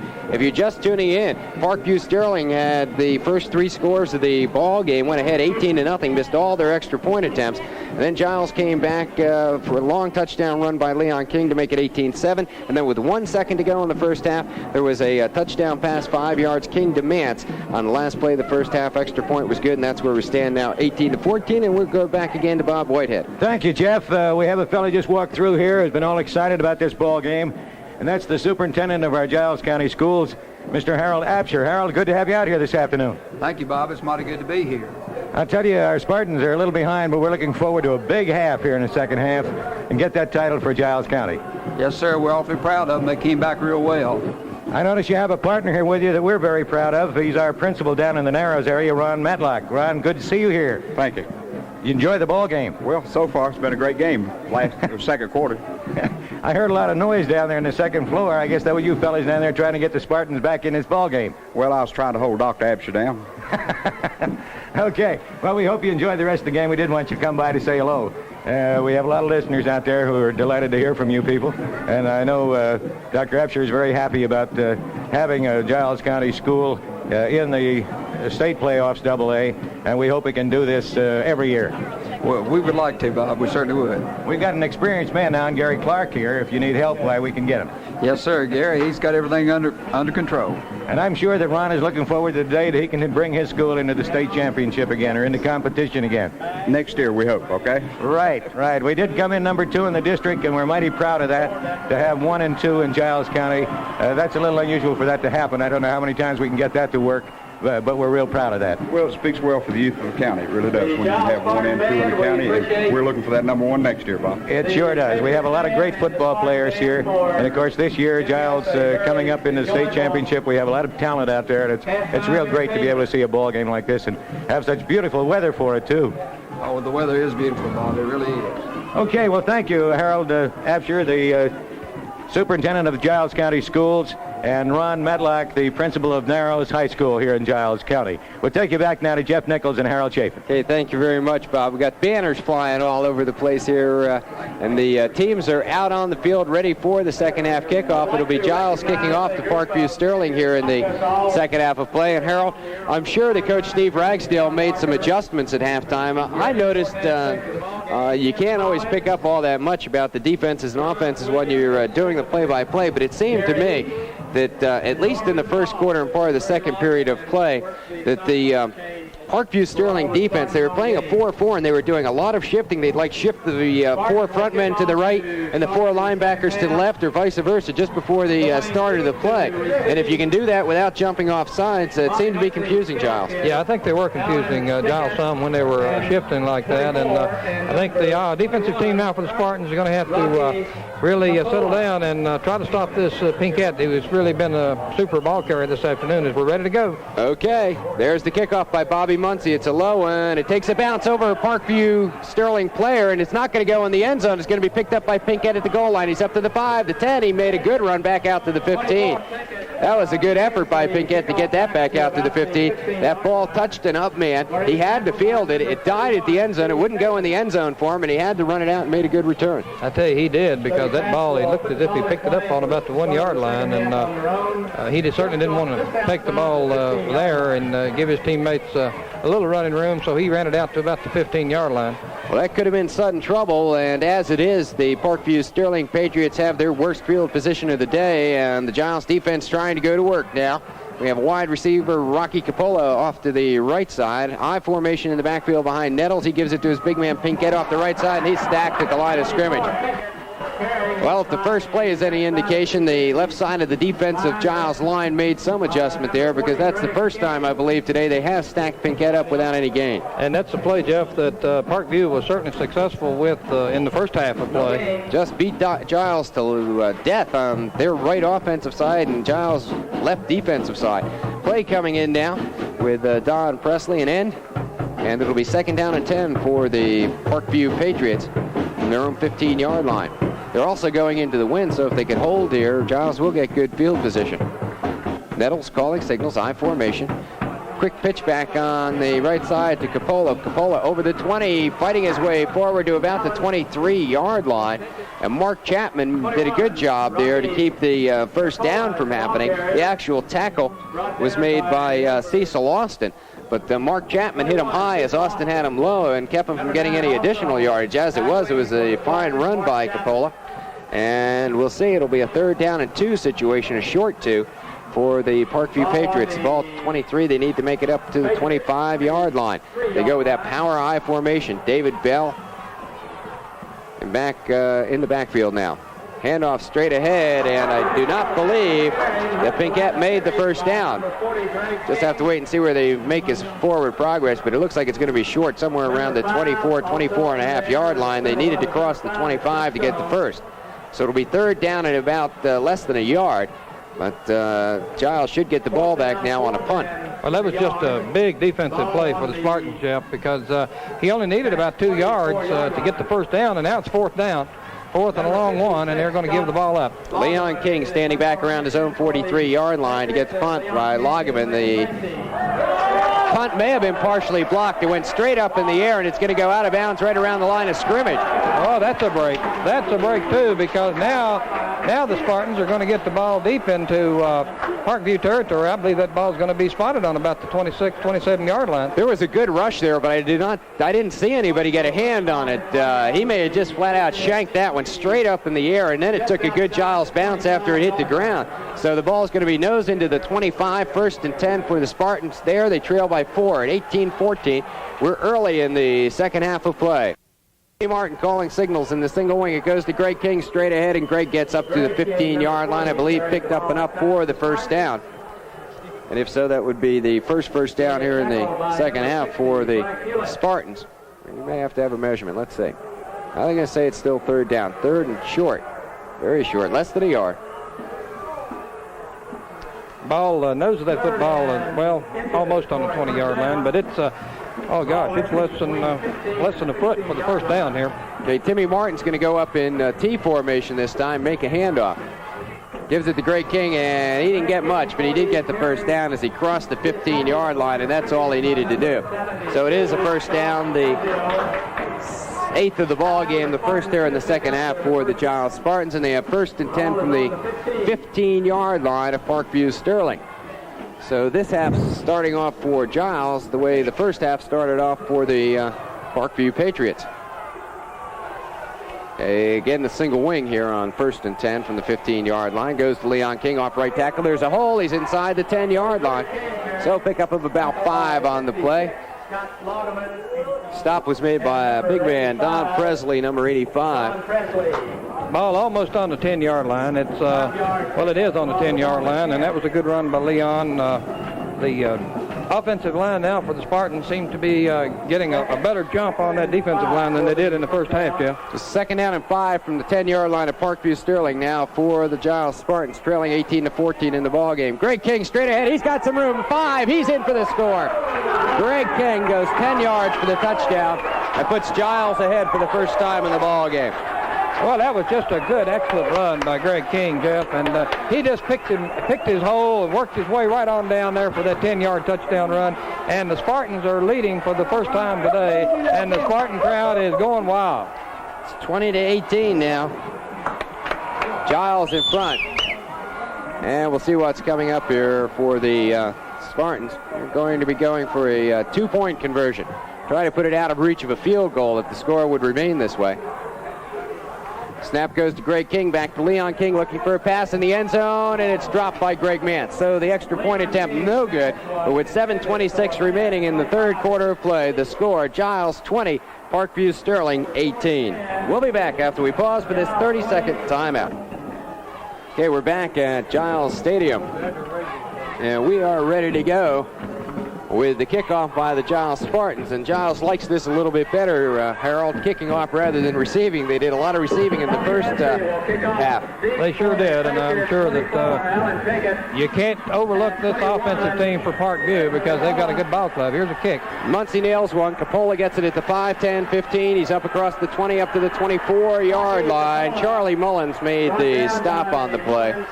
And this ball game getting a little bit wild now as Parkview Sterling got the first 3 touchdowns of the ball game, and the Giles Spartans have gotten the last 3. The difference in the ball game is the 2 extra point kicks that were good by Bobby Muncie. Giles went for a 2-point conversion this last time, a pass Leon King to Greg Mance, and that didn't work, but everything else has as far as the Spartans since about midway through the second quarter. Parkview on the offense, I formation. Rocky Capola gets nailed in the backfield, back around the 21-yard line. He got hit hard and turned around, and you got to give some credit to Rocky Capola for hanging on to that football. I tell you got to give credit to both of them for getting up. That was a hard hit. That was like 2 trucks running together, and I believe that was Greg King that hit him, or Chuck Stone maybe, and well, I'll tell you, that was a hard lick. Well, that was a blur. That was like that was your classic immovable object against irresistible force there. They really collided. Capola did a good job to hang on to that, but it's a 2-yard loss. So it'll be 2nd and 12 now for Parkview Sterling, again from the I formation. Nettles calling the signals. Back to pass, looking for his tight end, incomplete. In and out of the hands of Chip Buckman. The pass was there, he just couldn't hold on. Yeah, that pass hit him right in the chest, but he couldn't hold on. His quarterback throws the ball real hard, Jeff. I was going to say, he really fired that one, didn't he? I have an idea if they want to. Parkview Sterling can go deep. If they got anybody who can get down there fast enough, he can let it fly. So it'll bring up a big 3rd down and 12 situation, and the Giles Spartan fans up and chanting now to the defense to hold them here because, again, Parkview going into the wind, and Giles could get good field position if they can hold on this 3rd and 12 situation. Nettles rolling to his left, looking to pass. He has a man down there, Coppola, and the pass is overthrown once again. Steve Chafin back defending. There was good coverage. Mark Chapman also back there. And again, it was Rocky Coppola down the left sideline. There was a little bit of room between him and the defender, but the pass overthrown. So we see the kicking team come out, and the last time the kick went negative yardage. Well, I tell you, I think the kicker, the punter on that last time just got off a bad kick. He was being rushed. I don't think the defender touched the ball, however, and he's going to try it again. Steve Lagerman, Scott Lagerman rather, back to punt. Gets a good snap this time. Gets this one away in better fashion. Leon King's going to let it hit at the 45 across his midfield down into Giles territory over the 45 to the 43-yard line. So the Spartans will get good field position with 6:04 remaining in the 3rd quarter of play, and Giles in front 20-18. This is the state Group AA state championship ball game. Brought to you on WNRV in Narrows by Giles Shoe Center, by the Giles Chamber of Commerce, by Hundley Wagner Insurance, by the Selco Plant, by Davis Radio and TV, Michener Chevrolet Oldsmobile, by First Virginia Bank West, by Foodland in Rich Creek, and by your hometown pharmacy in Pembroke. Single wing formation as Timmy Martin's calling the signals for the Spartans. Goes to Greg King, to Martin, back to Leon King, looking to pass, and it's intercepted by Rocky Coppola, intended for Greg Mance. It was behind Greg and picked off by Rocky Coppola. It's the 4th turnover of the ball game for the Giles Spartans. Well, I'm sure Coach Ragsdale didn't want that. Leon's pass was thrown well, and he had a man open there, but Coppola just came out of nowhere and picked that pass off. Okay, Parkview Sterling now gets a good opportunity as they dramatically improve their field position now at the Giles 47-yard line, with still 5.5 minutes remaining in the 3rd period, and we have a whale of a ball game going. Parkview scored the first 3 times in this game, up 18-0, and it's been Giles since then take the lead 20-18. And again, the quarterback sneak by Nettles. He's over the 40, down to the 36-yard line before Mark Chapman makes the stop. And that's the 2nd time we've seen that deliberate quarterback sneak on 1st down. Obviously something that the coaches have seen in the scouting against Giles, that something's open there in the middle. You don't see that play too often. Both times they picked up some yardage on that play, too. That was enough for 10 yards and a 1st down as the ball's down to the 36-yard line now of Giles. Beautiful afternoon for football, and what a game we've had. John Nettles, the quarterback for Parkview, calling signals. Gives it off to his up back, Pinkett, and he makes it over the 35 down to the 33. He was nailed down hard there. I believe Mike Ratcliffe making the stop on the play. Charlie Mullins, I believe, made the initial hit and slowed him down, and then Mike Ratcliffe came in and made the final tackle. Picked up 2 on the play. It'll be 2nd down and 8 for the Patriots in Giles territory after the pass interception. Giles has had 4 turnovers, 2 interceptions, and 2 lost fumbles in this ballgame. The ball's at the Giles 33-yard line. Rocky Coppola goes wide to the right side, split backfield behind Nettles on this 2nd and 8. Nettles rolling to his right, pitches back to Pinkett, looking for running room. Gets over the 25, across the 20, 15, 10, 5, touchdown. Well, that was an excellent run, and I don't see a flag on the field anywhere. An excellent run by Pinkett as he took the pitch out from the quarterback and then cut back against the grain and ran it in for the touchdown. 33 yards. 34 yards. Touchdown run. 4:07 remaining in the 3rd period of play. Pinkett gets his 4th touchdown of the ball game. He's well over 150 yards rushing on the day. He's having quite a ball game. An excellent-looking runner. Runs the ball very well. Well, that makes it 24-20. In favor of Parkview Sterling, they're going for 2. John Nettles gets it back to Pinkett. Why not? He's going for it. He's got it. Pinkett gets the 2-point conversion, and that makes it 26-20 in favor of the Parkview Patriots. We'll be back right after we pause for this 30-second timeout. I could be wrong, Harold, but as we get set for this kickoff, there's 4:07 remaining in the 3rd period, and I don't believe there's been a penalty in this ball game. I don't think I've seen a flag fly, and we've had a lot of long plays. Not a penalty in the ball game, and this is the most points been scored against Giles all year, Jeff. 26-20, and here's the kick. And it's a short one. Greg Mance is going to take it at the 18, over the 20, cuts to his left at the 25, cuts inside at the 30, up to about the 32-yard line. So Giles will take over at their own 32-yard line, trailing once again, 26-20 in the ball game. And it's been a good one. This Parkview Sterling team has impressed me. They are a good ball club. There's no question about that, and it's obvious now while they're in the championship game here. I want to remind you that you're listening to Group AA Championship Football Playoff action on WNRV, Narrows, Pearisburg, Virginia. Okay, Spartans up to the line of scrimmage, their own 32-yard line. 1st and 10. Quick pitch right side to Leon King. He's got some room. Leon cuts it in at the 35 and is run out of bounds at the 38-yard line. Running on the right side on the pitch out with blocking out in front of him by Don Sparks and Mike Ratliff. And Leon gets up to about the 38-yard line. About a 5-yard pickup on the play, maybe just a shade more. We'll call it 2nd down and 5 for the Spartans with 3:35 remaining in the third quarter. Parkview Sterling leading at the half, fell behind, and has now gone back ahead 26-20. Inside handoff to Greg Mance, looking for running room. He scoots forward to close to the 40-yard line where he's tackled by Don Presley. It's going to be short of the first down by a couple of yards. So a 3rd and 2 situation for the Giles Spartans presents itself here in the third period of play. In a wild, wild ball game. It was 18-0 Parkview Sterling, then 18-7, then 18-14 at the half. Then the Spartans went out in front 20-18, and after an interception, Parkview's come back to take the lead 26-20. Leon King sweeping the right side, looking for 2. He's got it over the 45 to the 46-yard line. The tackle made by David Bell. Good run and a big important first down as it moves the ball up to about the 46-yard line with 3:03 left in the ball game. You can't ask for much more in a football game. When you get to this level, you expect good football in a state championship ball game, and we've seen it this afternoon. At least good offense, I'll tell you, and a lot of hitting out there. Greg Mann sweeping the left side on a reverse. He's open at the 50 across the 45-yard line, and there's the first penalty of the day. We're going to have a face mask penalty. That's it, and that is the first penalty of the day. I tell you, Greg Mance had a lot of running room over there, and I'm sure that the defender on that play from Parkview probably didn't have a whole lot of choice except grab him by the face mask. But that's what it's going to be, and that's a break here for the Spartans. That is the first penalty in this ball game against either team. The first time a flag is flown, and that says something for the caliber of football out here and the way these two teams are coached. They're talking to Timmy Martin. There's not much doubt, I think, that Giles will take the penalty.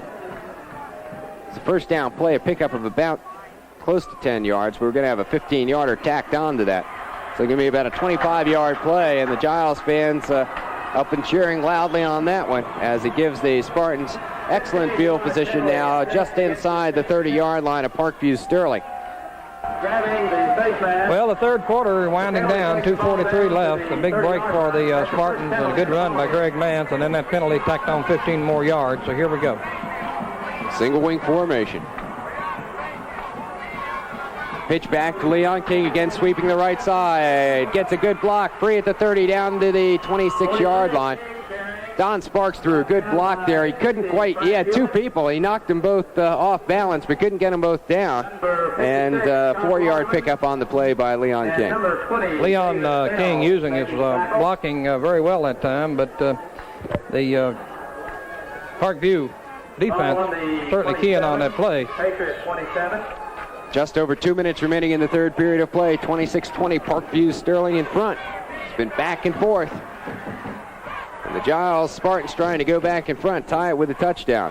Straight ahead, Greg King inside the 30, or rather the 25 down to the 23-yard line. Spartans need to make it down to the 20-yard line. Anytime you get down this deep in this kind of ball game in the second half, you're at 4-down territory. So the Spartans looking at 3 yards they need to pick up, and they'll take both downs to do it if necessary.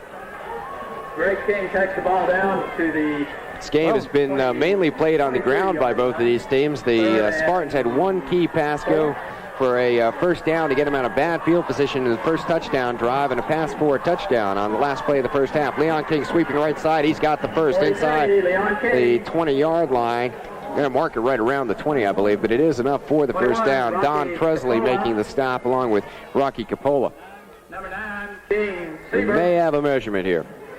Looks from here like it's going to be about the length of the football good for the first down, but we'll have the measurement, and while we do, we'll pause for this 30-second timeout. 1 minute and 10 seconds remaining in the third quarter. It'll be fourth down, and, you know, sometimes you say inches. This is fourth down and an inch. I mean, this was really close. They were down on their knees looking at this one. So the Spartans need about an inch on fourth down, but you still got to pick it up or you turn the ball over. Let's see what the Spartans come up with. So referee signals the clock back to run. Big play from the wing tee now. Jimmy Martin will take the snap from center.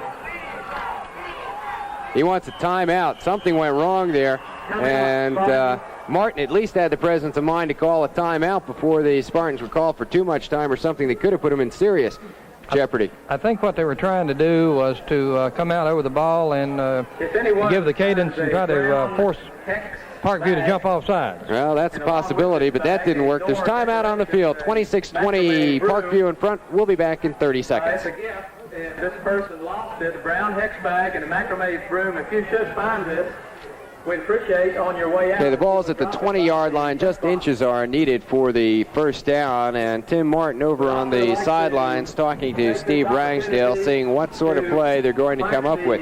You don't want to get too fancy here because you don't want to take the chance of a fumble or something. You also don't want to take the chance of a play that's in any way, shape, or form a little bit slow developing, and several of the plays out of the single wing are. Is probably one reason why they shifted to the wing tee, at least momentarily. We'll see what Steve Ragsdale's come up for his team here on this fourth and inch situation. That's what it is, just 1 inch for the first down inside the 20-yard line of Parkview Sterling. Giles trailing by 6, 26-20. Big play.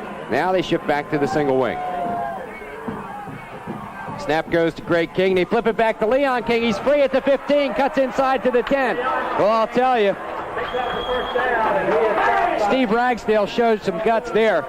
That was some kind of play. You know, I think everybody was looking on that series of play for Greg King to take the ball up the middle, and instead he gave the ball to the blocking back Timmy Martin, who pitched out to Leon King around the right side, and he picked up enough for 2 first downs on that play, didn't he? I'll tell you, obviously the chance you take is that's one of the slower developing plays, as 3 people in the backfield are touching the ball before the play really gets going. But it worked, and that's what you need. First and 10 from just outside the 10. Could pick up a first down. Greg Mann sweeping the left side, looking for some running room. Super tackle made it the 9-yard line. That was a great defensive play by Alan Pinkett, who's been doing it on offense. He did it on defense. Looked like Greg Mann's had some running room there. Hesitated just a bit, and Pinkett made the big play. Yeah, it looked like Greg was open or could run the left side, but it's hard to tell at our angle. Pinkett made some kind of super defensive play to stop Greg Mann. Well, the key was that I think Pinkett really cut down on his angle. From here, it looked like it was open, but obviously Greg Mann saw Pinkett coming and had to make a move of some sort. And the defensive man just stayed with him. It'll be 2nd and 9 from just outside the 9. Greg King straight up the middle of the 5. He's in for the score. Well, there's that play. Greg King running up the middle on the fake handoff to the blocking back, and here the score shifts again. The Spartans are tied up, and it's give and take now, and quite a ball game, Jeff. I'll tell you it is. Now we're all tied up just like the beginning of this ball game, and Bobby Muncie will come on to attempt the extra point. Both touchdowns this half. Greg King runs up the middle. The first one 10 yards, this one 9 yards. Makes it 26 all. And Bobby Muncie on an all-important extra point attempt right here. Snap is good. The kick is up. It looks good from here. It is. So with 12 seconds remaining in the third quarter, the score, Giles 27, Parkview Sterling 26. We'll be back after we pause for this 30-second timeout. Well, we don't know who the best team is for sure yet, at least as far as the outcome of the score. I know who the Giles fans know who the best team is in their minds, but the ball game just going back and forth, and it's a good one. I tell you, both of these clubs are to be commended. They're playing super football. We've had some great plays, and you said earlier we've had 1 penalty. That's all, and we're ready to go now with Muncie's kickoff. Championship football at its best. Bobby Muncie to kick off, Coppola and Pinkett back deep. Pinkett's going to field it at around the 11. Goes straight forward over the 15, the 20, and he goes down at the 25-yard line hard. So Parkview Sterling will take over. That probably, in all likelihood, was the last play of the quarter, as the clock will start here momentarily. There's 8 seconds on the clock. And the official's going to run it now as the defense gets on the field for Giles, and Parkview Sterling's not going to get off a play. That's going to be the end of the third period of play with the score: Giles 27, Parkview Sterling 26. We'll be back with the fourth quarter of action right after we pause for this 30-second timeout. Well, sometimes we say we're back with the fourth and final period, but that's not necessarily the case here this afternoon. As we said, if this game ends in a tie, they're going to keep on playing the playoff system until the ball game is won by somebody. So that's a possibility. We have 12 minutes back up on the clock. Giles scored 2 touchdowns on a 10 and 9-yard run by Greg King here in the third period. And in between that, Alan Pinkett went 34 yards for a touchdown. So both teams have had the lead in the third period of play. And for the first time today, we start a quarter with Giles in front. 27-26, Parkview Sterling has the ball. 1st and 10 from their own 25. Nettles rolling to the right. Now pitches back to his running back, Terrence Lardy, and he's hit for a loss by Greg Mance and Chuck Stone. That play awfully slow in developing there. It was a option play to the right side. Nettles looked like he was going to pass it first of all, but was slow in getting the pitch back off.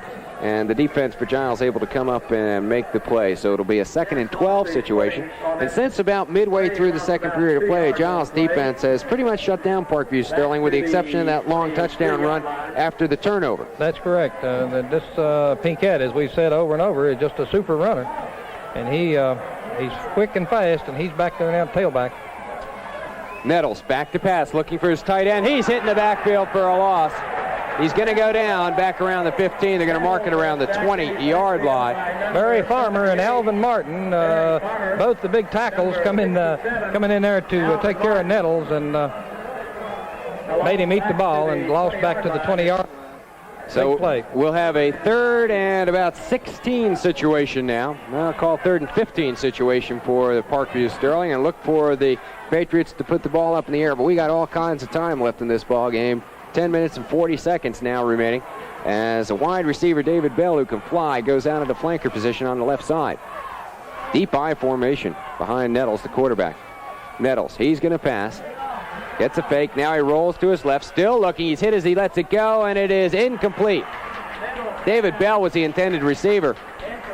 And who was that who got back there to hit him? Ratcliffe. That was Mike Ratcliffe, Jeff. And I tell you, that really, he had some men open on that play, and that rush from Mike Ratcliffe, and Barry Farmer was also rushing on the play, and that saved that from turning into a first down. That's what did it, because the pass was just short, and he was hit just after he got rid of the ball, so you know he was thinking about it. And again, Giles looking for good field position off of the Scott Loggeman punt. Leon King standing back around his own 45. Loggeman gets it away. It's a low one. Again, it won't be fielded by King, and it takes a Parkview bounce over the 45 down to about the 43-yard line. So Giles going to have good field position at their own 43-yard line with 10:14 remaining in the regulation part of this ball game, at least, and the Spartans in front 27-26. Well, the Spartans will certainly try to use up as much clock as they can, and I'm sure they like to get down and get on the scoreboard one more time, because if they could run about 5 or 6 minutes off that clock and get a touchdown, it would certainly help them in their chances here. Okay, single wing formation. Goes to Leon King. He goes to Greg Mance, sweeping the left side. Mance gets up to the 45-yard line. Pickup of a couple on the play. And again, it looked initially like Mance had some room to run, but again, the defense, particularly Don Presley, came up to cut that play off, and Parkview Sterling has recovered well on those counter plays today. All right, it looked from here as if he had some outside running room at least, and but it's hard to tell at our angle.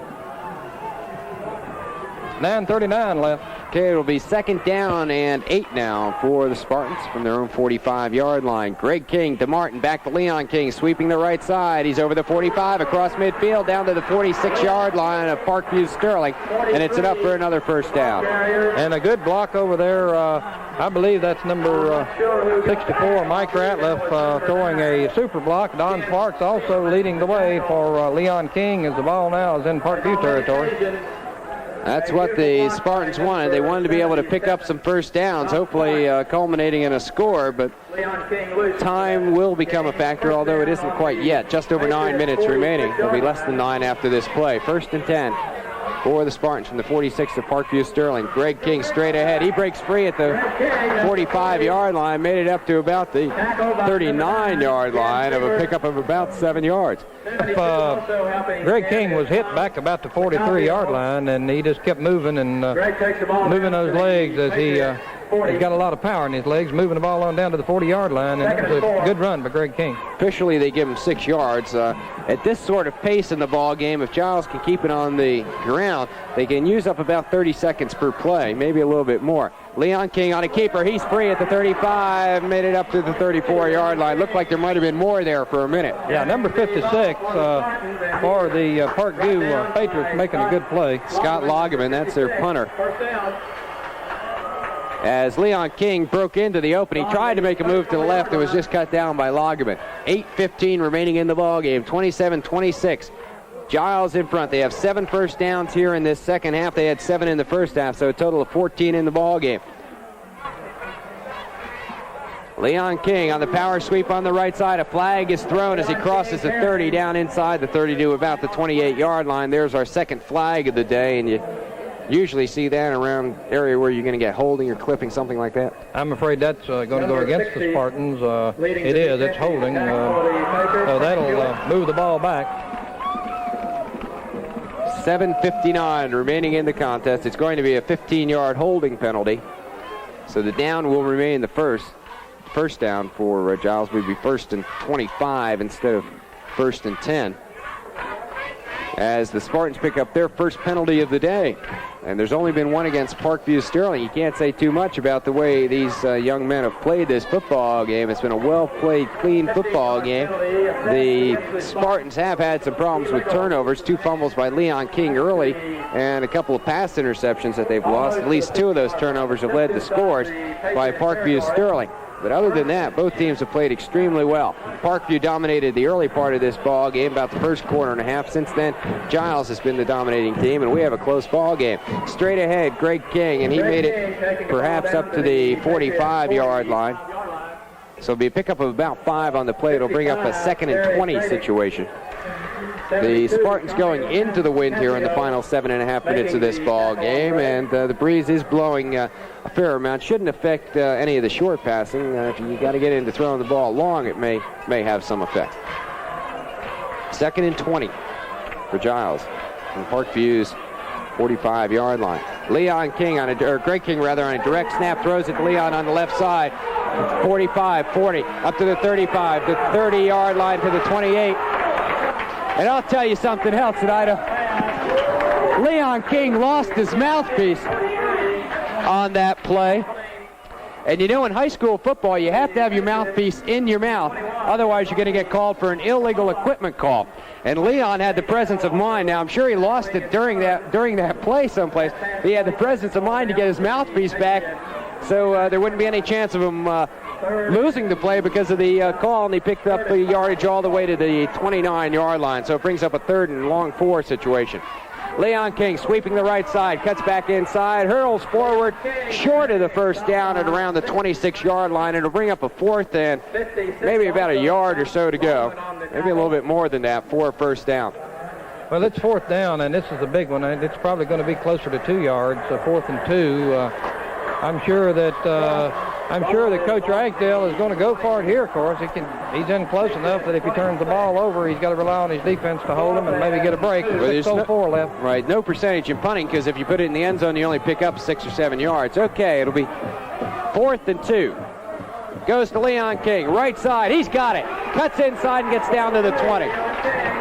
Super effort by Leon King, sidestepping a tackler, I believe Don Presley, who was put down hard by Greg King, who was leading the blocking. Well, that was just a fine run, and more important than anything right now is the fact that the time is really expiring on that clock, and I know that's what the Spartans want to do with a 1-point lead, and if they can get it down and get it into the end zone here, it would be a big factor in this ball game. Well, that particular series had to really inspire the Spartans and the Spartans faithful. Leon King off the right side down to the 15-yard line. The reason I say that is we were talking about we had a 1st and 25 situation after the after the penalty against Giles, and they came back and in 4 plays took it 25 or 30 yards, and sometimes you can get demoralized when you're facing 1st and 25, but the Giles Spartans just took everything in hand and made it work. Now down to the 15-yard line with a 2nd and 5 situation from there, and Parkview Sterling wants a timeout to talk it over. 5:10 remaining in the ball game. It's 27-26. Giles will be back right after we pause for this 30-second timeout. After the completion of the football game, if everyone will remain in the stands or remain off of the playing field for a short time after the game. Parkview Sterling taking the timeout. We want to remind you these games are brought to you on WNRV by the Giles Shoe Center, by the Giles Chamber of Commerce, by Hundley Wagner Insurance, by Selco, by Davis Radio and TV, by Bitchner Chevrolet Oldsmobile, by First Virginia Bank West, Foodland in Rich Creek, and by your hometown pharmacy in Pembroke. 5 minutes and 10 seconds remaining on the clock. 27-26 Giles. And what a game this has been. Back and forth. Just a super game, Jeff, and I guess what one might expect in a state championship game where the 2 winners of all the playoff games up to this point come together to battle it out to see who's going to be the state AA champion for 1980. And both teams, as we've said, are certainly deserving to be in this championship game today. No doubt about it. You don't always get what you expect in these championship games, but today it's been as advertised. Leon King off the right side. He's down to the 10. The 5, still on his feet. Did he make it? He did. In the end zone. Leon King made a super move at the flag. They go in for the TD, and the bandana bunch of Giles High School up on their feet. Well, that was a great run, and as we said earlier, Jeff, they needed to use a lot of time off that clock, and that's exactly what they did, and running the ball down, and now it's a 7-point lead, and what do you do here? You try to go for the 1 point to, make sure that they've got to score twice to beat you, or at least go for 2 if they score. So they're going to go for 2, I believe. They're going to go for 2. And lining up the line of scrimmage, Timmy Martin calling signals. Greg King straight ahead, and he doesn't make it. So that'll leave Giles with a 7-point lead, 33-26 with 5:04 remaining in the game. We'll be back right after we pause for this 30-second timeout. Well, the Giles Spartans have gone back into a 7-point lead now at 33-26 as the extra point, 2-point conversion by Greg King was no good. And we have Giles kicking off to Parkview Sterling. Still plenty of time in this ball game. 5:04. Parkview Sterling can throw the football, and they got the wind with them. Bobby Muncie kicks a high one. It's going to be short. Taken by Pinkett at the 25. He's across the 30, up to the 35. Still on his feet up to the 38, and again just dragging people with him. That young man makes my all-state team, AA. You know, Jeff, both of these teams are very explosive, and I'm sure that this is going through every fan's mind here today that this team from Parkview can break one either on the ground or through the air in a hurry, as can the Spartans. They're both explosive scoring ball clubs. The key so far to holding down the passing attack by Parkview Sterling has been the good rush that the defensive line's been able to get on the quarterback Nettles. Pinkett, or rather, that's Lardy off the right side as he crosses the 45 up to the 46-yard line. It's a good pickup of about 7 on the play, and Steve Ragsdale shouting encouragement to his defensive team, as the fans across the way are also doing, to the Spartan defenses. That was a good pickup by Lardy. Game winding down now with 4:20 left in the ball game. Spartans on top 33-26. Wide to the left goes David Bell, and he can move. He's going to be covered by Steve Chapin out there. High formation behind Nettles. Nettles gives it to Pinkett off the right side. He's over the 50 to the 49. It's enough for the first down. Tackle made by Greg Mance. And there's some young men who have been beaten up pretty well in there, both offensively and defensively today. They haven't been coming off the field injured, but they've been getting up slowly, and Greg King got up a little slowly that time. You know, I'm sure that none of these boys want to come out of that ball game now. They want to stay in there, and this is the last game of the season in the state championship game. They want to be there. First down for Parkview Sterling in Giles territory. Again, the quarterback sneak by Nettles. They've tried it 3 times now in the ball game. Charlie Mullins made the stop down to 45 after a pickup of about 4. So again, Parkview tries that play straight up the middle. The only other time I've seen that play run all year was Blacksburg did it a couple of times against Christiansburg in the Christiansburg ball game that helped them. You don't normally see the quarterback on an intentional sneak up the middle on first down, but we've seen it 3 times today. Rocky Capoli wide left now, split backfield. It's Bell and Pinkett. Pinkett gets it off the right side. He just runs right over Greg Mance down to the 38-yard line. Charlie Mullins made the stop, but Pinkett just put his head down and barreled over Greg Mance. Good play by Charlie Mullins to stop him at the 38, but not before Parkview Sterling gets another first down. Well, that's a good second effort by Pinkett, and he's a good runner, fine runner. Well, now Parkview Sterling trailing by 7 causes Giles to take a timeout with 2:59 remaining in the game. It's Giles 33 and Parkview Sterling 26. We'll be back after we pause for this 30-second timeout. Okay, looking at it realistically now, Parkview Sterling, even though they're behind in this ball game, if they can put a drive together, they have the clock working with them. As they're behind by 7 points, a touchdown and a 1-point conversion if they decide to try for the tie, assuming they score, or it leaves open the option of going for a 2-point conversion and having a 1-point difference one way or the other. Steve Ragsdale wanted to check with his defense and make some adjustments, calling timeout. Now Parkview Sterling comes back to the line of scrimmage. 1st and 10 from the Giles 38-yard line. John Nettles, the quarterback, looking to pass. Fakes once, lets it fly downfield, and it's off the hands of Mark Chapman. Chapman making a good defensive play as the tight end Joe Boone was the intended receiver. Well, I know Mark wanted to pick that ball off. That was hit him right in the hands, but it was high, and he had to leap for it. But it was high, and it was fired hard. Boone had sort of split the defensive secondary there. Chapman was in front, and Greg Mance was behind. But if that pass maybe perhaps had been lobbed in there, it had a chance of being completed. But the defensive secondary's done a good job, and the pressure on the quarterback's been good today for Giles.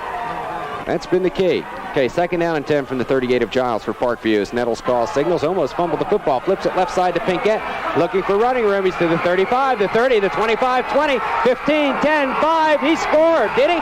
He did. Yes, he did. Stayed in bounds. 33 to 32. 38-yard run by Alan Pinkett. Well, I tell you, he runs well. He's been a super ball player here today, and he carries the ball real well. That was a big run there and a big touchdown. 2:45 left. Giles has a 1-point lead, and I'm sure now we're going to look and see what they're going to do. Well, that's going to be the key to it. Now, Parkview Sterling's only attempted 1 kick of an extra point. That was after the first touchdown, and it was a poor kick wide to the right. I believe we're going to see the 2-point attempt right here. So it's going to be 1 point one way or the other after this play. Nettles calling signals. Nettles gives it to Pinkett. He's short of the mark. Boy, Giles holds. And with 2:45 remaining in the game, the score, Giles 33, Parkview Sterling 32. We'll be back in 30 seconds. Alan Pinkett went 38 yards for the touchdown. His attempted extra point was no good. Pinkett scored 5 touchdowns in this ball game. And he has also gotten a 2-point conversion. So he scored all 32 points. Yes, he has. You know, this ball game is far from over, Jeff. There's 2:45 left. And I think Coach Scott did the smart thing in going for 2. You don't have much time left. His first kick on the extra point was wide, and why not? And they don't try the onside kick. They kick it deep. This one better get in the end zone for Giles. It does. Leon King didn't field that ball, and it was slowing down pretty good around the goal line. That could have been trouble. But it got in the end zone, so the Spartans will take over at their own 20-yard line. Well, here our offense has got to move the ball now and eat up that clock. You got a 1-point lead. You just want to run off the clock and try to pick up the first downs and be holding on to it when the game ends, because with a 1-point lead, right now a fumble or a pass interception would certainly be very costly, and I'm sure that the boys are going to be trying to move the ball on the ground and holding on to that football. A lot of time left. Giles 1st and 10 from their own 20-yard line. Leon King sweeping the right side, gets up to about the 21. Giles needs 2 first downs at least to run the clock down. Just checking here, Harold. Alan Pinkett has now tied the record for most touchdowns in a ball game. Mickey Rogers held that with 5 touchdowns against Amherst in 1974, and he's broken the record for most points in a ball game. That had been 30 on those 5 touchdowns by Mickey Rogers. He has 32 with a 2-point conversion that he got also. So he's had a career this afternoon. Leon King again off the right side, looking for some running room. He gets stacked up on second effort, gets up to the 25-yard line. And Parkview Sterling wants a timeout. 2:02 remaining in the game. It's Giles 33, Parkview Sterling 32. We'll be back after we pause for this 30-second timeout. Well, nobody needs much explanation of what the situation is here now. Giles 33, Parkview Sterling 32. There's 2 minutes and 2 seconds remaining in the ball game. Giles has the ball at their own 25 and are faced with a 3rd and 5 situation. So it's just that simple. You got to make the 5 yards and give the football up. And they don't want to do that now with this much time left. Here's the play. Greg King straight ahead, or Leon rather, scoots to the outside. He's got it. Oh, what a play. What? Absolutely amazing. Unbelievable. No question about it. He was stopped. He probably was stopped at the line of scrimmage, but he just shifted and jumping around and moving around and got a first down, and what an important first down that was. He moves laterally as quickly as anybody I've ever seen. He was stopped, as you say, at the line of scrimmage, maybe in back of it, and just scooted to the right side. I didn't think he had a chance in the world of making that first down, and what an important one that is. The clock now running with 1:45 remaining, and Giles needs another first down on the ground here, and if they can hold on to the football, that may be it. Leon King sweeping the right side, looking for running room, crosses the 35-yard line up to about the 36. Parkview Sterling's going to stop the clock for what I think is their last time out with 1:27 remaining in the game. Giles 33, Parkview Sterling 32. We'll be back after we pause for this 30-second timeout. 1:27 remaining in the contest. It's 2nd down and 5 for Giles. Leading by a point, 33-32 from the 37-yard line, their own 37. Goes to Leon King off the right side once again. He fights forward close to the 40-yard line. It'll be short of the first down. I think Parkview Sterling has used all of their timeouts. I believe they have, and time is running off now. 1:14 left, and we got a 3rd down and what, a 3rd and 3? That's what it is. And if this first down can be picked up, Giles can just fall on the football and win the football game. That's right. This is a big, important play, and I tell you, not a person has left this stadium. I think everybody is, well, they're not glued to their seat, they're standing. 50 seconds remaining in the contest. The clock is running.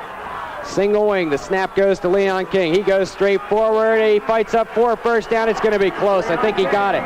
I think he got it on second effort, but it's going to be very close. It all depends where the officials mark. Well, it is going to be very close, and we're going to see where they put the football down. And no, I'm not sure he's got it now. They say it's a first down, Harold. Oh, it is.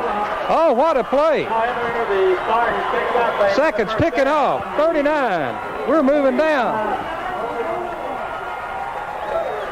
Leon King on 2 super individual efforts has picked up 2 first downs. What running he did there. 25 seconds left. The fans on the Spartan side are really standing up now, and they're cheering. And I tell you, this Parkview ball club got nothing to be ashamed of. What a terrific ball club they are. We get the delay of game penalty against the Spartans with 16 seconds left to go. So the Spartans will have to run one more play, and this ball game's going to be over. After the game is over, they will have the award presentation on the field.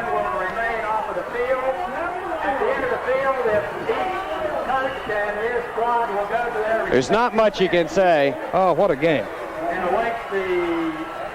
The Spartans need to run one more play and hold on to the football. There's 16 seconds left. Parkview's got no timeouts. It goes to Greg King. He falls on it. Leon falls on top of him, and that's going to be the ball game. The Giles Spartans, the 1980 Group AA state champions for the state of Virginia, an undefeated 14-0 season, and a tremendous come-from-behind 33-32 victory today. Well, what a game, what a ball game, and I tell you, the fans are piling onto the field. They're trying to get them off because they're going to give the presentations. But this Parkview school has really put up some kind of a battle today. This is the toughest school and the toughest game the Spartans have been in all year. And they deserve second place in the state. There's no question about that. They got a fine ball club. We just can't give them enough credit. But our boys came through in fine fashion. 2 big third down plays that resulted in first downs in the fourth quarter that enabled us to keep the ball, hold on to the football, and be state champions of 1980, the Giles Spartans. We'll be back right after we pause for this 60-second timeout. Well, We're going to have the award ceremony momentarily. We now have Bob Whitehead with Gary Clark. Congratulations, Gary. Gary, how about this ball game? Oh, that's tremendous. That's great. That's the best thing ever happened in Giles County, right? I think a lot of people underestimated Parkview. They're a tremendous ball club. A great ball club. And they've got a runner there that any college would love to have, I'm sure. He's super. He's the best thing we've seen all year long. He's tough as he can be. Gary, your work was not in vain. You've got the 1980 championship here. It really feels good. It feels good for us. I can imagine how you feel. Oh, it feels great, Bob. Okay, Gary, I know you want to get out there with the boys. There's going to be a presentation out here in the field. You two want to take this back. Harold Chafin will be going to the locker room in a few moments, and we're going to make it today, they tell me, Harold. How about that? Everybody's going to be a winner today. We're going to work our way down. Look at those bandana fans. Nobody is left here. They're all over there on the hillside, and they're really enjoying this. They've waited a long time. They're deserving of the 1980 AA state championship. It's really too bad there's no excitement here. I'll tell you, what a great sight. And it's beautiful. If you can hang on for a second, we'll tell you just very quickly how it happened. For Parkview Sterling, they scored the first 3 times in the ball game. Pinkett on a 44-yard run, the extra point kick was no good. Pinkett on a 1-yard run, the extra point was no good on a 2-point attempt. Then in the second quarter with 8:09 remaining, Pinkett went 7 yards for the touchdown. He, by the way, established a new record today of most points scored in a ball game. He scored all 32 of the Parkview Sterling points. Then Giles got on the board on a 74-yard run by Leon King to make it 18-7 with a kick by Muncie. And then with 1 second remaining in the half, pass Leon King to Greg Mance made it 18-13, the extra point good, making it 18-14. Then Giles came back to go ahead 20-18 with a 10-yard touchdown run by Greg King. Parkview Sterling came right back on a 34-yard run by Pinkett to go in front 24-20, and then the extra point attempt on the run was good by Pinkett, making it 26-20 with 12 seconds remaining in the third period. The Spartans came back on a 9-yard touchdown run by Greg King to tie it at 26-all. Bobby Muncie's extra point put the Spartans out in front 27-26 to stay. With 5:04 remaining in the game, Leon King went 15 yards to make it 33-26. The extra point attempt by Greg King no good, and with just 2:45 remaining in the game, a 38-yard run by Pinkett made it 33-32. Pinkett's extra point attempt that would have put Parkview Sterling in front by a point was no good, and that's the way the ball game ended up as the Spartans were able to run time off the clock. We're going to have an award ceremony, but I'm not sure what you're going to be able to do with it, Bob. Yep, I think Mully is going to make it here. I got my button cut off here. Mully, I believe, is going to make it, so that'll give us an opportunity to really hear it. Gary, is Mully going to make the presentation? I believe the announcement at least is going to be made from the press box here on the public address, so we'll pick it up. And we will remind you that Gary, who is on the field there to make the presentation? Is this a Virginia High School League official? Jim Brewster. He's Secretary of Region 4. He's also on the executive committee of the VHSL. And he'll be presenting the trophies and individual medals to both teams. Okay, thank you, Gary. And he's right out there in the middle of our big Spartan insignia, and he'll present the trophies. I don't know how they're going to get this crowd back. This bandana gang is just, they can't believe what's happened here. And I'm sure the Parkview team sitting over here, they're not feeling very good about all this, because how do you get 18 points behind, they're saying to themselves, and let a team beat you? It's tough. When you get to the championship level, there's always a winner and loser, because games don't end in a tie, and it's always rough to see. Somebody goes home happy and somebody goes home disappointed, and that's the way sports is. But this Parkview Sterling team put up a tremendous effort today, and right down to the final minutes of this ball game could have won it with a 2-point conversion, or at least gone ahead late in the ball game. And we want to congratulate Parkview Sterling that's going out now. Hold this in front of Mully. I'd like to introduce to you Mr. Jim Brewster. Mr. Brewster is principal of Graham High School in Bluefield. He is secretary of Region 4, a member of the Virginia High School League Executive Committee, and secretary of the Group 2A board. And at this time, Mr. Brewster will award the state AA game trophies and medals. However, I've been requested to announce the game balls will not be awarded till later. So at this time, Mr. Brewster will present the trophies and medals to the state runner-up in the AA and the state champions, the Giles Spartans. Mr. Brewster is now presenting the trophy and medals to Coach Ed Scott and his captains, to a fine football team from Park View, Sterling.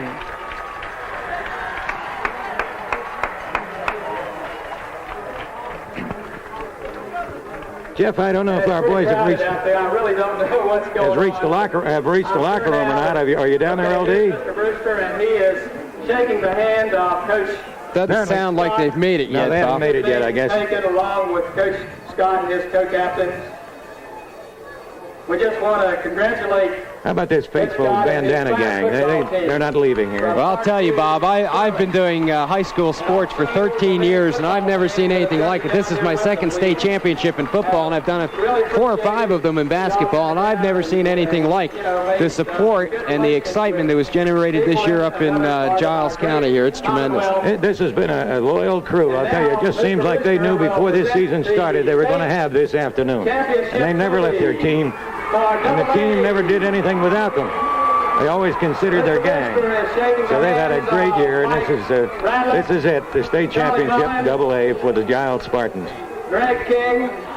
Well, it's a tremendous season. They're now making the individual presentations to the championship Spartans here. State champions for AA football, and what a game this has been this afternoon. Very few people have left. There it is. They're holding it up. Holding the trophy up for the Giles Spartans out there in the center of the field. We can't see the Spartans. The bandana gang have them completely surrounded. And, of course, we see the bandanas swinging out there. Some have made... There they go. Charlie Mullins, one of the co-captains, being lifted up on the shoulders and off the field with the championship trophy for the Giles Spartans. And that gets the big roar from the bandana bunch as things breaking up a little bit on the field now. Alan Pickett, number 24 for the Parkview Sterling played a I tremendous can't decide whether to break it up or go on with the Spartans. Well, this is the sort of feeling that when it happens, it doesn't happen very often. This is the first time, obviously, for Giles High School. Might very well not be the last time. But you don't want this to end. It's going to go on for a long, long time. And in the weeks to come, I'm sure there's going to be a lot that's going to be done for and with this program. Look at this. Look at the bandanas swinging with the team here. Some of the players are shaking their bandanas. They're going on to the locker room now. How about our boys? You down there in the locker room? great day in Giles County. We just feel like we're sitting on top of Angel Crest. Where are they? LD, are you in the locker room yet? Bob, are you there? Yeah. Can you hear us? Yeah. Can you hear us, Harold? I can hear you fine, and we're waiting on the team. Yeah, they're on their way in, Harold. They're still in this crowd. They've just broken away from them. They're trying to make it over there to the locker room now. They're still on the field, and they'll be coming in just a moment, Harold. It's been a tremendous afternoon here for everybody, and the bandana gang just surrounded the team out here, and they couldn't get away. They didn't know whether to go on with the team or stay out here on the field, but the team finally did break away from their bandana gang, and they're headed to the locker room. Well, Bob, you wouldn't believe this locker room. I don't know who did the decorating in here, but somebody has come in here and after halftime, the Spartans were down, 18-14. Yeah. Somebody's come in here and really hung up some signs. Over Coach Ragsdale's office door, there's a sign that says 14-0. Oh. Next year to go. There are bandanas all over the place, hanging from every Super. place. And there are signs in here, we're proud of our team. You did it again and over again. So somebody has really been in here getting the dressing room ready for the boys and the team when they come in. You know, Harold, I'll tell you a little something. We were talking a little earlier with some of the boys from Parkview, Sterling, and one of them said, I said, are you staying tonight? And he said, no, we're going home because they're having a big party for us tonight. And a lump came up in my throat. I thought, are they going to have a real party or are we going to have the party? But we're having it, and the bandana fans have really earned it. Well, let me tell you something. Having a party, they're having a party, and they deserve to have a party. They got a great ball club. The boys are coming in now. Come here, Alvin Martin. Alvin Martin, one of our seniors. Great ball game, Alvin. We're on radio, WNRV. How does it feel to be state champion? Great, sir. You played a super ball game, and you're one of the seniors on our ball club that won't be around next year. We're going to miss you, but you played a great ball game. Thank you. Okay, Alvin Martin, one of our seniors, number 67, who played a Super Bowl game, and the boys are filing in here now. Here comes Coach Rusty Kelly, and I tell you, I think they're being mobbed outside of the locker room door by a lot of the fans who've come down here to see the Spartans. Here comes Coach Ragsdale now. Congratulations, Coach. What a ball game. We're on live now, WNRV. Coach Ragsdale. Coach Ragsdale. Come here, Coach. Come here, Coach. Hey, man. Congratulations. What a ball game. State champions, 1980. How does it feel? Well, it feels, I don't know what it feels like. It feels fantastic, that's for sure. The kids, I'm so proud of them.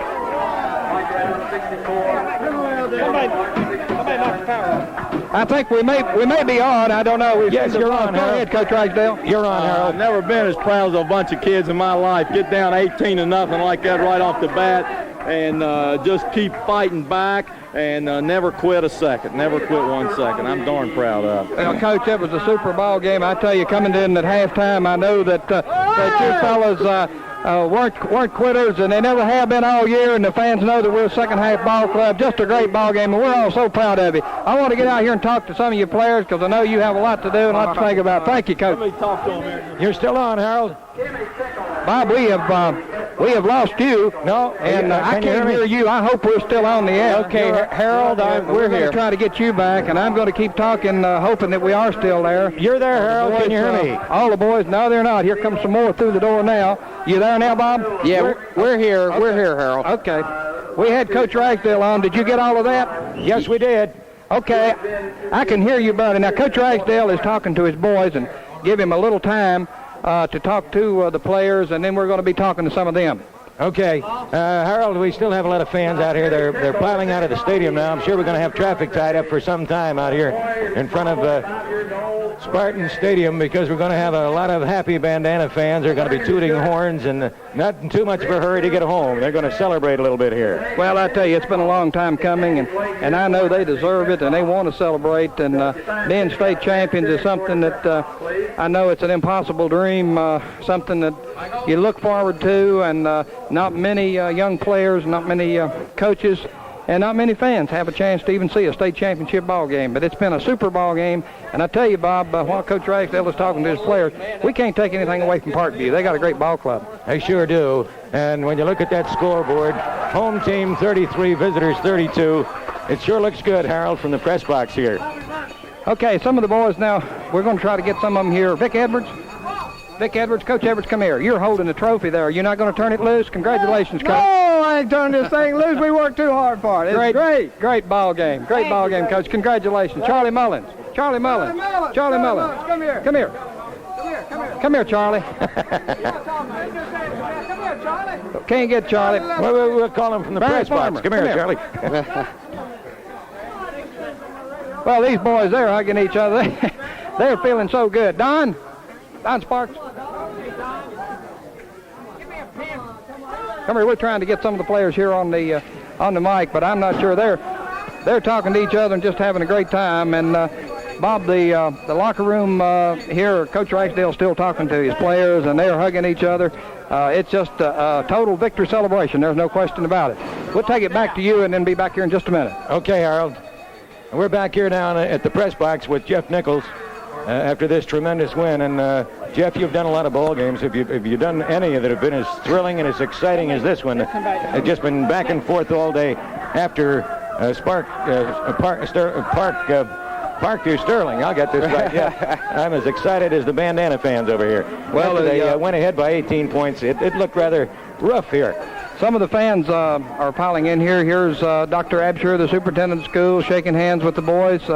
Here comes Mayor Clarence Taylor, the mayor of PEARISBURG. He's coming in to see the boys. Paul McGuire's here. Paul, who, as we mentioned earlier in today's broadcast, had helped this club so much in the early part of the year.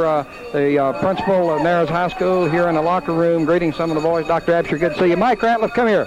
Mike, here's Mike Ratliff, number 64. Glory played a great ball game. Mike, we're proud of you. Thank you, Mr. Sir. How does it feel? I don't really think it's hit me yet. You're tired? I'm dog tired. You played a good ball club out there today in Parkview. They had a good ball club. When they scored on you 3 times in a hurry, were you a little worried about that? Well, I think we was playing too cautious then. After they scored, we just decided to start playing. You think you might have been a little tight in early going? Well, a little. Okay, fine ball game, Mike. You had a super year. We're proud of you. Leon King, come here. Congratulations, partner. Great ball game. How does it feel to be state champion? Oh, it feels good, man. Well, you played a great ball game, Leon. I don't know how many yards rushing you had, but I tell you, the key play, I think, in the ball game was in the fourth quarter when we had those third down plays. And that first third down play, when you ran and got the first down, from the press box, it looked like you were running more laterally than you were forward. Were you trying to pick your way in the clear? I don't know. I just couldn't find the hole. I was going for the open spot. I don't know. Well, how does it feel to be state champion? It feels good, man. Well, congratulations. Yeah, congratulations. Great ball game and a great season for Leon King. Let's see if we can get another player or two up here, LD. Mayor Taylor, come here.